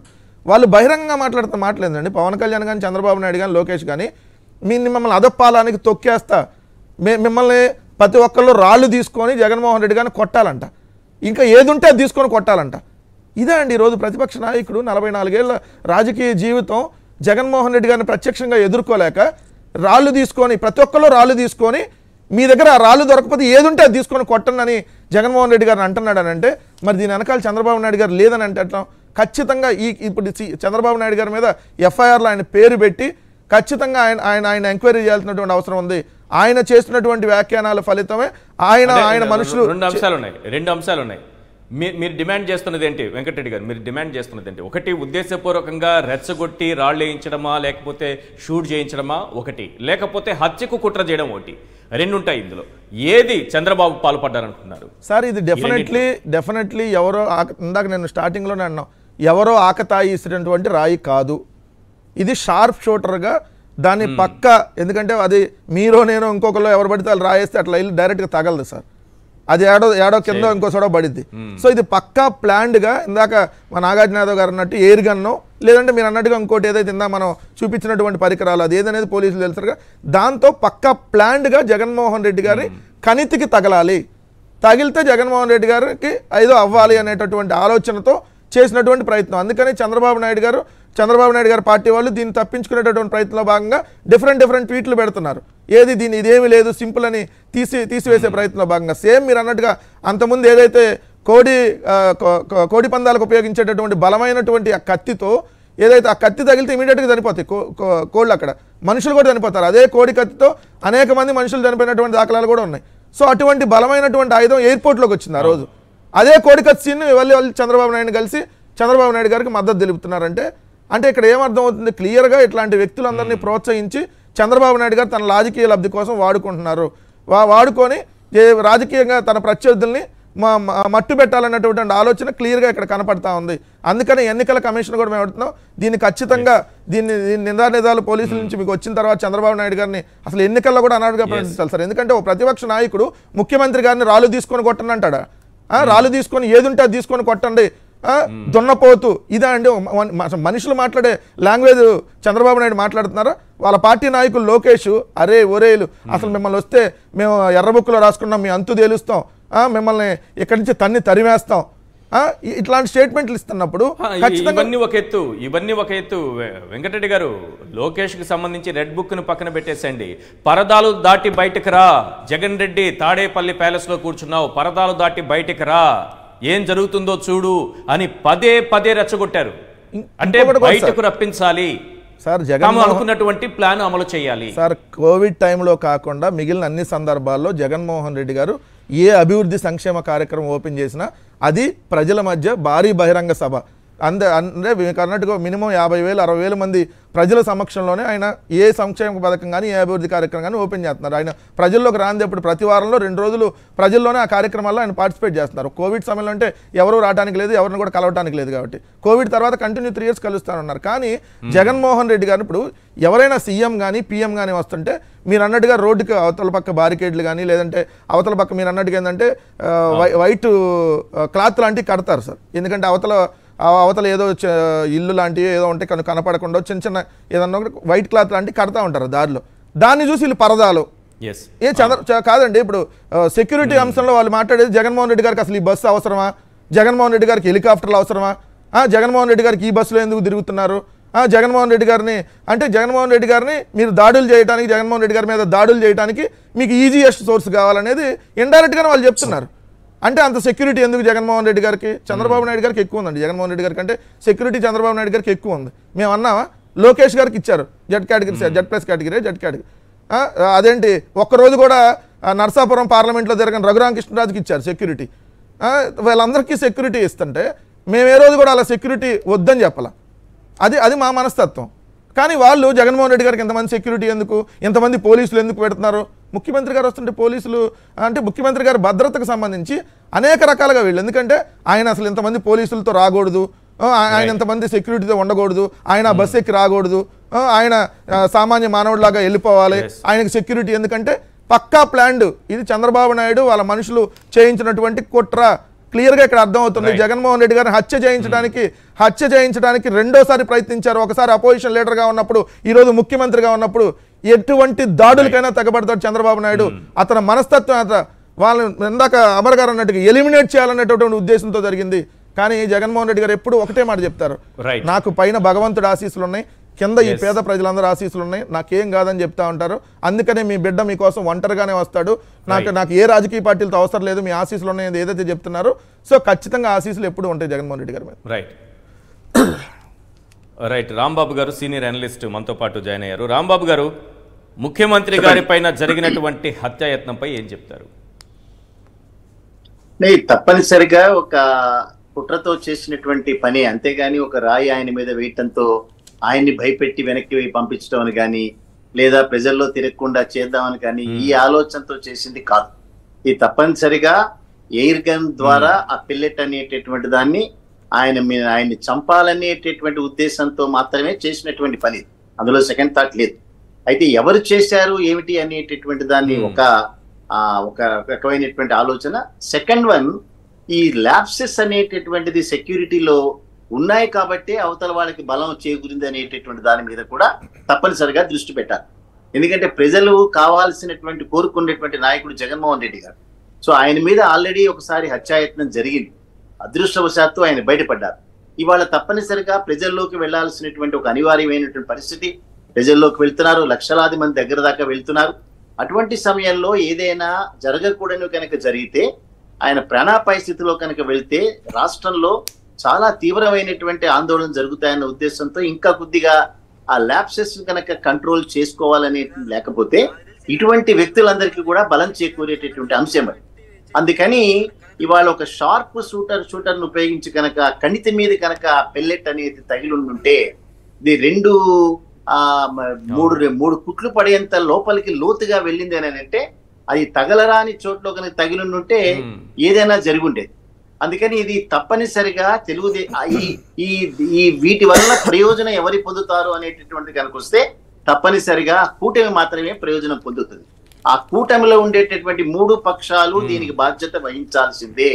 అందులో తెలుగుదేశం డైరెక్షన్ లో జరిగిందా, జనసేన డైరెక్షన్ లో జరిగిందా, బీజేపీ డైరెక్షన్ లో జరిగిందా, ఇవన్నీ కూడా విచారణలో తేలాల్సినటువంటి అంశాలు ఇవన్నీ కూడా. అందుకని జగన్మోహన్ రెడ్డి గారి కనుక ప్రాణహాని కలిగితే ప్రయోజనం పొందేటటువంటి వ్యక్తులు ముఖ్యంగా తెలుగుదేశం కాబట్టి తప్పనిసరిగా తెలుగుదేశం దీనికి ప్లాన్ చేసింది అంటల్లో ఎక్కడ కూడా ఆశ్చర్యం లేదు. అంటే వారి దగ్గర నుంచి మనం ఏదైనా మంచి మంచి మాటలు ఎక్స్పెక్ట్ చేసేటటువంటి అవకాశం కూడా లేదు. ఎందుకంటే అధమ స్థాయి నాయకులు వాళ్ళందరూ కూడా చంద్రబాబు దగ్గర నుంచి లోకేష్ కానీ లేకపోతే పవన్ కళ్యాణ్ కానీ అనేక రకాలైనటువంటి ప్రొవోకేటివ్ స్టేట్మెంట్స్ ఏవైతే ఇస్తున్నారో ఇవన్నీ కూడా వాళ్ళకు ఉన్నటువంటి స్థాయిని తెలియజేసేటటువంటి. అందుకని ఇటువంటివి తప్పనిసరిగా వాళ్ళు ప్లాన్ చేసుకుంటారు. దీని మీద చాలా ఒక తీవ్రమైనటువంటి ఇన్వెస్టిగేషన్ జరగాల్సిందే.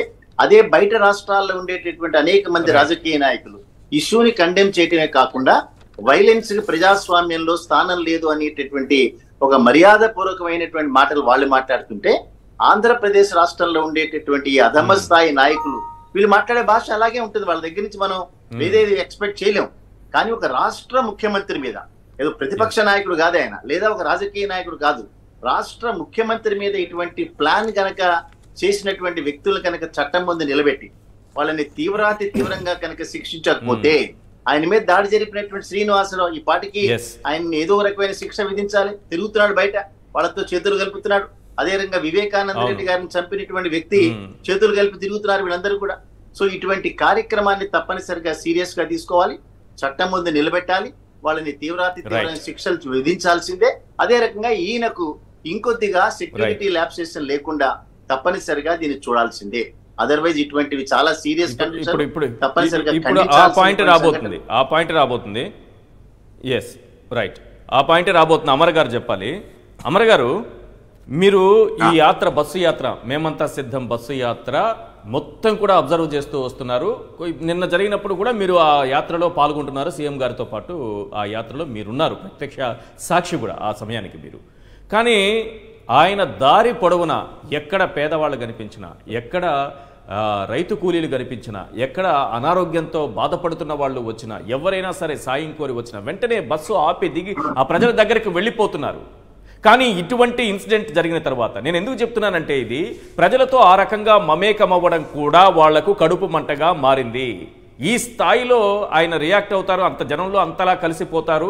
ఆ విధంగా కలిసిపోవడం చూసి వీళ్ళు కడుపు మంటతో రేపు ఇలాంటి ఘటనలు జరిగిన తర్వాత సెక్యూరిటీ వాళ్ళు ఇన్ని అనుమతించే అవకాశం ఉంటుందా?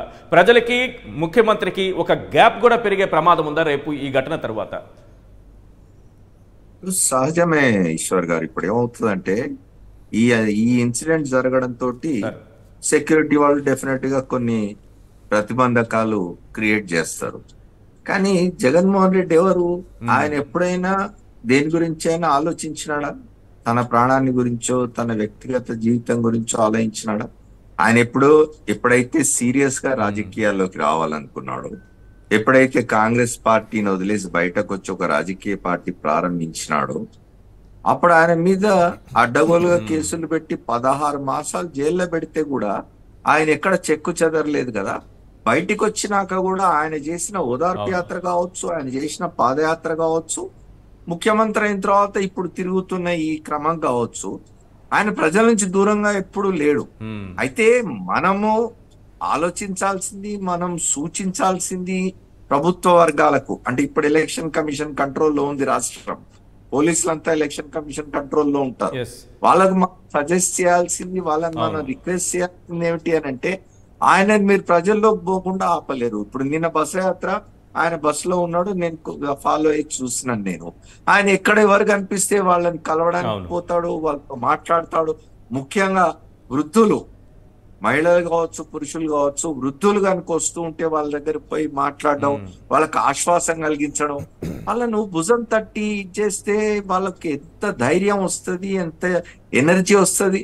ఆ ఓల్డ్ పీపుల్ చూస్తుంటాం మనం. జగన్మోహన్ రెడ్డి గారిని చూడాలని తపనతో వచ్చిన వాళ్ళు వాళ్ళని పోయి ఆయన ఓదార్చి ఆయన భుజం మీద చేస్తే వాళ్ళలో అప్పటికప్పుడు ఒక 10 శక్తి వచ్చినట్టుగా మనకు వాళ్ళ ముఖాల్లో తేజస్సు అనిపిస్తూ ఉంటది. ఇట్లాంటి వాటన్నిటిని ఆయన చేయొద్దు అని చెప్పలేము మనం. కానీ ఆయన చేస్తూ ఉన్నప్పుడు ఆయనకు ప్రమాదంగా మారకుండా ఉండడానికి యంత్రాంగం ఎటువంటి చర్యలు తీసుకోవాలి అనేది చాలా సీరియస్ గా ఆలోచించాలి. ఆయనను ఆపకూడదు, ఆయనను ఆపడానికి వీల్లేదు. ఎందుకంటే ఆయన ప్రజల్లోకి పోతాడు, ప్రజల్లోకి పోకుండా ఉండే రాజకీయ నాయకుడు కాదు. చంద్రబాబు పోవాలి, సెక్యూరిటీ పకడ్బందీగా ఉండాలి, ఆయన ప్రజల్లోకి పోవాలి.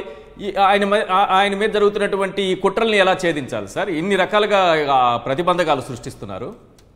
ఇప్పుడు నేను చెప్తున్నది అదే. ఇప్పుడు యంత్రాంగం ఆలోచించాలి, ఆయన ఎట్లా కాపాడాలి. ఆయనే మామూలు ఇంతకుముందు ఎవరో చెప్పినట్టు, రాంబాబు గారు ఎవరో చెప్పినట్టు, ఆయన మామూలు రాజకీయవాదియో లేకపోతే రాజకీయ నాయకుడో కాదు కదా, ఒక రాష్ట్రానికి ముఖ్యమంత్రి కదా.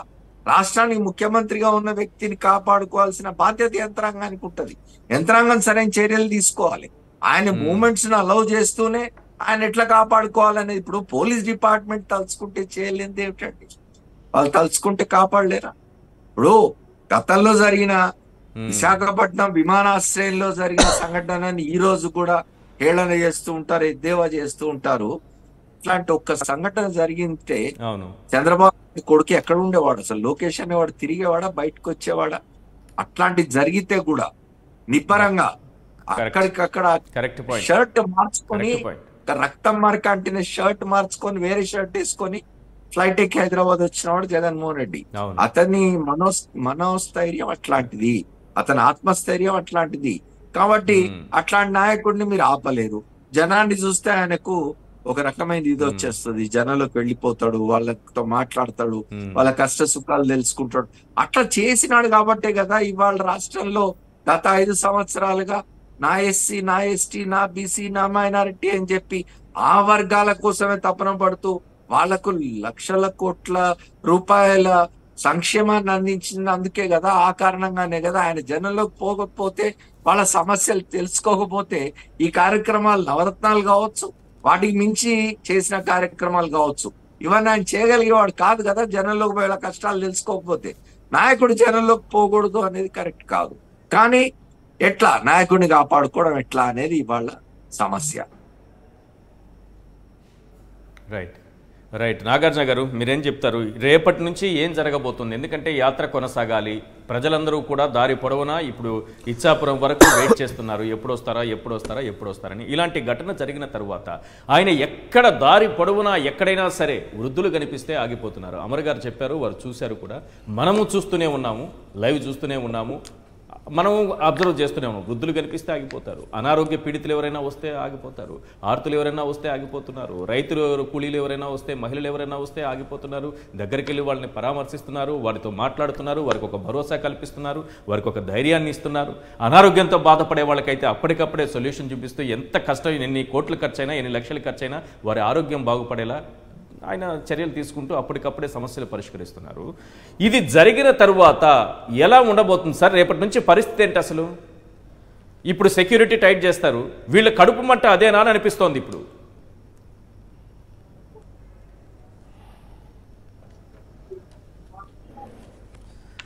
సార్, ఒకటి జగన్మోహన్ రెడ్డి గారు మీరు చెప్పినట్లు జగన్మోహన్ రెడ్డి గారిని ప్రజల నుండి వేరు చేయాలనేది వీరి పథకంలో భాగం. ఇప్పుడు ఈ ఇన్సిడెంట్ జరిగింది కాబట్టి జగన్మోహన్ రెడ్డి గారు ప్రజల్లోకి వెళ్ళరు, టాప్ ఎక్కరు, లోపల బస్సులోనే ఉంచునిస్తారు, లేదా వీటన్నిటికీ భయపడి సెక్యూరిటీ వాళ్ళు జగన్మోహన్ రెడ్డి గారిని అసలు ఎన్నికల ప్రచారం కూడా చేయొద్దు, మీరు మీ పైన ఇబ్బంది ఉంది కాబట్టి మీరు ఇంటికి పరిమితం అవ్వండి ఏమన్నా సజెషన్ ఇస్తారు. ఈ ఎన్నో రకాల ఆలోచనల ద్వారా జగన్మోహన్ రెడ్డి గారిని కాస్త నియంత్రించచ్చేమో అనుకుంటున్నారేమో. ప్రజానాయకుడిని రక్షించుకునే బాధ్యత ప్రజల మీదకే ఉంది, వాళ్ళు రక్షించుకుంటారు. జగన్మోహన్ రెడ్డి గారు రాయలసీమ నుంచి పల్నాడు దాకా ఏ విధంగా అయితే బస్సు యాత్ర జరిగిందే అదే విధంగా బస్సు యాత్ర జరుగుతుంది. ప్రజలతో మమేకం అవుతారు. ప్రతి ఇంటి పెద్దపీటగా జగన్మోహన్ రెడ్డి గారు వారింటికి, ఎందుకంటే నేను చూశానండి పల్నాడు జిల్లాలో జగన్మోహన్ రెడ్డి గారు వచ్చిన తర్వాత అక్క నేను చెప్పినట్లు మీకు పథకం ఇంటికి అందుతుందా లేదా అని అడుగుతున్నాడు. మేమేం చేసామనేదే చెప్తున్నాడు, ఆయనకి ఇంకా ఏం కావాలో చెబుతున్నాడు. కాబట్టి జగన్మోహన్ రెడ్డి గారు శ్రీకాకుళంలో ఇచ్చాపురం దాకా జగన్మోహన్ రెడ్డి గారిది ఈ బస్సు యాత్ర ఇదే విధంగా జరుగుతుంది. తరువాత ప్రతిరోజు 3 బహిరంగ సభలు కూడా జరుగుతాయి. కాబట్టి ఏమీ ఇబ్బంది ఉండదు. జగన్మోహన్ రెడ్డి గారికి ఖచ్చితంగా పోలీసులకు కూడా విజ్ఞప్తి చేస్తున్నా, ఎందుకంటే మీరు కొంతమంది డకైట్ గాల్ని డంకీ గాలని చూసుంటారు, క్రిమినల్స్ని చూసుంటారు. కానీ తెలుగుదేశం పార్టీ వాళ్ళు తీవ్రవాదులు, ఆల్ ఖైదా బ్యాచ్ లాంటి వాళ్ళు. కాబట్టి మీరు కనీసం జగన్మోహన్ రెడ్డి గారిని సంరక్షించుకోవాలంటే మీరు ఇంకొంత ఎక్కువ ధ్యాస పెట్టాలి. ఖచ్చితంగా 100 మీటర్ల దూరం తర్వాత కూడా ఎక్కడ జరుగుతుందో ఏం జరుగుతుందో మీరందరూ అంచనా వేసుకోవాలి. కాబట్టి ఇంకొంత ప్రొటెక్షన్ పెంచండి ఖచ్చితంగా. ఎందుకంటే వైఎస్ఆర్ కాంగ్రెస్ పార్టీ కార్యకర్తలకు తెలుసు ఏ విధంగా ముందుకెళ్లాలో. మరొకసారి తెలుగుదేశం పార్టీకి సంబంధించినటువంటి వ్యక్తులకు కూడా విజ్ఞప్తి చేస్తున్నా, చంద్రబాబు నాయుడు గారు చాలా చాలా లత్కోర్ పనులు చేస్తాడు. ఎందుకంటే తండ్రి లాంటి మామ ఎన్టీఆర్ మీద కూడా ఒక కత్తిసిరేసి దాని ద్వారా రాజకీయ లబ్ధికి చేకూరుద్దాం అనేటువంటి దగులుబాజీ పనులు కూడా చంద్రబాబు నాయుడు గారు చేస్తారు. కాబట్టి చంద్రబాబు నాయుడు గారి రాజకీయ రసక్రీడలో మీరెవరూ భాగం పంచుకోకండి. ఎందుకంటే ఇదే విజయవాడలో చంద్రబాబు నాయుడు గారు చేసిన పనికి వెస్ట్లో ఉండాల్సిన వాళ్ళందరూ కలిసి ఈస్ట్కి వెళ్ళారు విజయవాడలో. ఇక మీరు చంద్రబాబు నాయుడు గారి రాజకీయాలకు మీరు కానీ వంత పడితే సౌత్ ఇండియాలో ఉండాల్సిన వాళ్ళందరూ నార్త్ ఇండియాకి వెళ్ళేటువంటి పరిస్థితి వస్తుంది. కాబట్టి అటువంటి ఇబ్బందికర పరిస్థితులకు ఆంధ్రప్రదేశ్ రాష్ట్ర ప్రజల్ని రెచ్చగొట్టకండి. వైఎస్ఆర్ కాంగ్రెస్ పార్టీ శ్రేణులు కూడా సంయమనం పాటించండి. దీంతోపాటు విజయవాడ కేంద్రంగా మాకు విజయవాడలో చాలా గొప్పతనం ఉంది, మాకు ఏడో ఉంది అని చెప్తారు. విజయవాడలో పైన అమ్మవారు కిందకు అమ్మవారని బోండా ఉమా లాంటి లత్కోర్గాలు చెప్పేటువంటి మాటలు నమ్మకండి. కింద అమ్మవారిని సేవించేటువంటి నగరాలు ఉన్నారు, అమ్మవారిని బ్రహ్మాండంగా కొలిచేటువంటి యాదవులు ఉన్నారు, మత సామరస్యానికి ప్రతీకలుగా నిలిచినటువంటి ముస్లింలు ఉన్నారు, పేదవారికి అండగా నిలబడినటువంటి కాపులు ఉన్నారు. ఇక్కడ అమర్ గారికి తెలిసే ఉంటుంది 1952లో జరిగినటువంటి మొట్టమొదటి లోక్సభ ఎన్నికల్లో సరోజిని నాయుడు గారి సోదరుడు హరియాంద్రనాథ్ చట్టోపాధ్యాయుని ఎంపీగా బెంగాల్ నుంచి వస్తే గెలిపించినటువంటి గొప్ప దార్శనికత ఉన్నటువంటి ప్రజలు విజయవాడలో ఉన్నారు. కాబట్టి అదేనండి హరినాంధ్ర చట్టోపాధ్యాయ ఆయన ఉన్నారు. కాబట్టి అంత దార్శనికత ఉన్నటువంటి విజయవాడ ప్రజలకి వాస్తవాలేంటో అవాస్తవాలేంటో, ఎవరు వీరులో ఎవరు విదీషకులో, ఎవరు నాయకులో ఎవరు చోరులో విజయవాడకి ప్రజలందరికీ తెలుసు. కాబట్టి చంద్రబాబు నాయుడు గారు చేసేటువంటి ఇటువంటి కుట్రల్ని కుతంత్రాల్ని, ఎందుకంటే ఇందాకే అమర్ గారు కూడా చెప్పుంటారు, ఇక్కడే యోగి రాఘవేంద్రరావు గారు ఒక సీనియర్ ఐఏఎస్ ఆఫీసర్ కానీ, అదేవిధంగా ఇక్కడే ఉన్నటువంటి ఈ పింగళి దశరథ్ గారు ఒక జర్నలిస్ట్ కానీ, ఇక్కడే ఉన్నటువంటి వంగవీటి రంగా గారు కానీ, వీటన్నిటికీ సంబంధించి విజయవాడ ప్రజలకి చంద్రబాబు నాయుడు చేసేటువంటి పొలిటికల్ మర్డర్స్ ఏ విధంగా ఉంటాయో విజయవాడ గారికి తెలుసు. దాంతోపాటు మరొకటి కూడా చెప్తున్నానండి, చంద్రబాబు నాయుడు గారు ముఖ్యమంత్రిగా 5 ఏళ్ళు మొన్న రీసెంట్గా ఉన్న దాంట్లో పొలిటికల్ మర్డర్స్ 1044 జరిగితే పొలిటికల్ అటెంప్ట్ ఆఫ్ మర్డర్స్ 2205 జరిగినాయి. దీంతోపాటు మీతో మాట్లాడుతుంటే కొంత మెసేజ్లు అవి వస్తున్నాయి. బోండా ఉమాకు సంబంధించినటువంటి వారిద్దరు కుమారులు, ఒకడు సిద్ధార్థ్ ఇంకొకటి రవితేజ, జగన్మోహన్ రెడ్డి గారి మీద దాడి జరిగిన తర్వాత కాడి నుంచి వాళ్ళు అండర్ గ్రౌండ్కి వెళ్ళిపోయారు, ఎవరికి కనపడట్లేదు, ఫోన్లు కూడా కొంతకాలం స్విచ్ ఆఫ్ కూడా చేసుకొని ఉంటున్నారు. కాబట్టి ఇమీడియట్గా సిద్ధార్థ్ రవితేజాల్ని అరెస్టు చేయాలి. చంద్రబాబు నాయుడు గారిని కూడా ముద్దాయిగా ఎఫ్ఐఆర్ ఒకటి రిజిస్టర్ చేయాలి. తర్వాత లేదో చెప్తున్నారు జగన్మోహన్ రెడ్డి గారిని ఈ చేస్తారని చెప్పారు. ఇటువంటి కోన్కిస్కా గొట్టంగాళ్ళు, కనీసం మనిషిని చూసి ఎదురుగా పోరాడేటువంటి నైతికత లేని వాళ్ళందరూ జగన్మోహన్ రెడ్డి గారిని ఎదుర్కొనేటువంటి శక్తి, ఎన్నికల క్షేత్రంలో ఎదుర్కొనేటువంటి శక్తి లేరు కాబట్టి వీళ్ళెవరూ జగన్మోహన్ రెడ్డి గారిని ఏమీ చేయలేరు. జగన్మోహన్ రెడ్డి గారు ఒక్కడిగానో ఒంటరిగానో మీకు కనపడుతున్నారేమో కానీ 5 కోట్ల మంది ఆంధ్రుల యొక్క ఆత్మగౌరవ జెండా రెపరెపలాడించేటువంటి విజయకేతనంగా మీకు కనిపిస్తున్నారు. కాబట్టి ఇట్లాంటి షార్ప్ షూటర్ని లేకపోతే ఎక్కడి నుంచో తెచ్చుకున్నటువంటి కిరాయి రౌడీల్ని, కిరాయి మూకల్ని తీసుకొచ్చి జగన్మోహన్ రెడ్డి గారిని టచ్ చేసేటువంటి పరిస్థితి లేదు. ఎందుకంటే దేవుడు ఆయన వైపు ఉన్నారు. నిజంగా ఆ దాడి దృశ్యాలను మేము స్క్రీన్ మీద చూస్తుంటే భయం వేస్తుంది. నిజమే, అది రాయి అంటున్నారు, బుల్లెట్ అయితే ఏంది అంటే మా గుండె కాస్త వేగంగా కొట్టుకుంటుంది. కాబట్టి దయచేసి, ఎందుకంటే నేను ఎప్పుడు చర్చలో కొంత పరుష పదజాలు వాడను, కాకపోతే ముఖ్యమంత్రి గారి పైన, మా నాయకుడి మీద, మా అందరికీ, మాకు కానీ అక్కడ ఉన్నటువంటి వెంకటరెడ్డి కానీ మా అందరికీ ఎటువంటి రాజకీయ నేపథ్యం లేనటువంటి కుటుంబాలు మమ్మల్ని అందరినీ ప్రజాక్షేత్రంలోకి ముందుకు తీసుకెళ్లి మమ్మల్ని అందరినీ ప్రోత్సహించేటువంటి వ్యక్తి. ఎన్నో ఏళ్ళుగా చదువుకి కానీ, విద్యకు కానీ, వైద్యం కానీ, రవాణాకు కానీ అందుబాటులో లేనటువంటి మాలాంటి పేదలకి ఆయన ఒక ఆశాకిరణంగా కనపడుతుంటే అతని మీద అంత కర్కశంగా, కిరాతకంగా అటువంటి దాడి జరుగుతుందంటే మా గుండె కూడా తరికిపోయి చేసేటువంటి మాటలే. కాబట్టి మేము ఖచ్చితంగా ఎన్నికల కమిషన్కి మేము విజ్ఞప్తి చేస్తున్నాం. చంద్రబాబు నాయుడు గారు చేసేటువంటి వ్యాఖ్యల మీద ఎన్నో రకాల పాలసీ డిసిషన్స్ తీసుకున్నారు కాబట్టి, చూసుకున్నారు కాబట్టి, నిజంగా చెప్తానండి, మా యందు దేవుడు మా అందరి యందు ఉన్నాడు కాబట్టి. ఎందుకంటే జగన్మోహన్ రెడ్డి గారి మీద జరుగుతున్నటువంటి దాడి జగన్మోహన్ రెడ్డి గారికో, జగన్మోహన్ రెడ్డి గారి కుటుంబ సభ్యులకో, జగన్మోహన్ రెడ్డి గారి భార్య, తల్లి, లేకపోతే వారి వారి వారి కుటుంబానికో సంబంధించింది కాదు.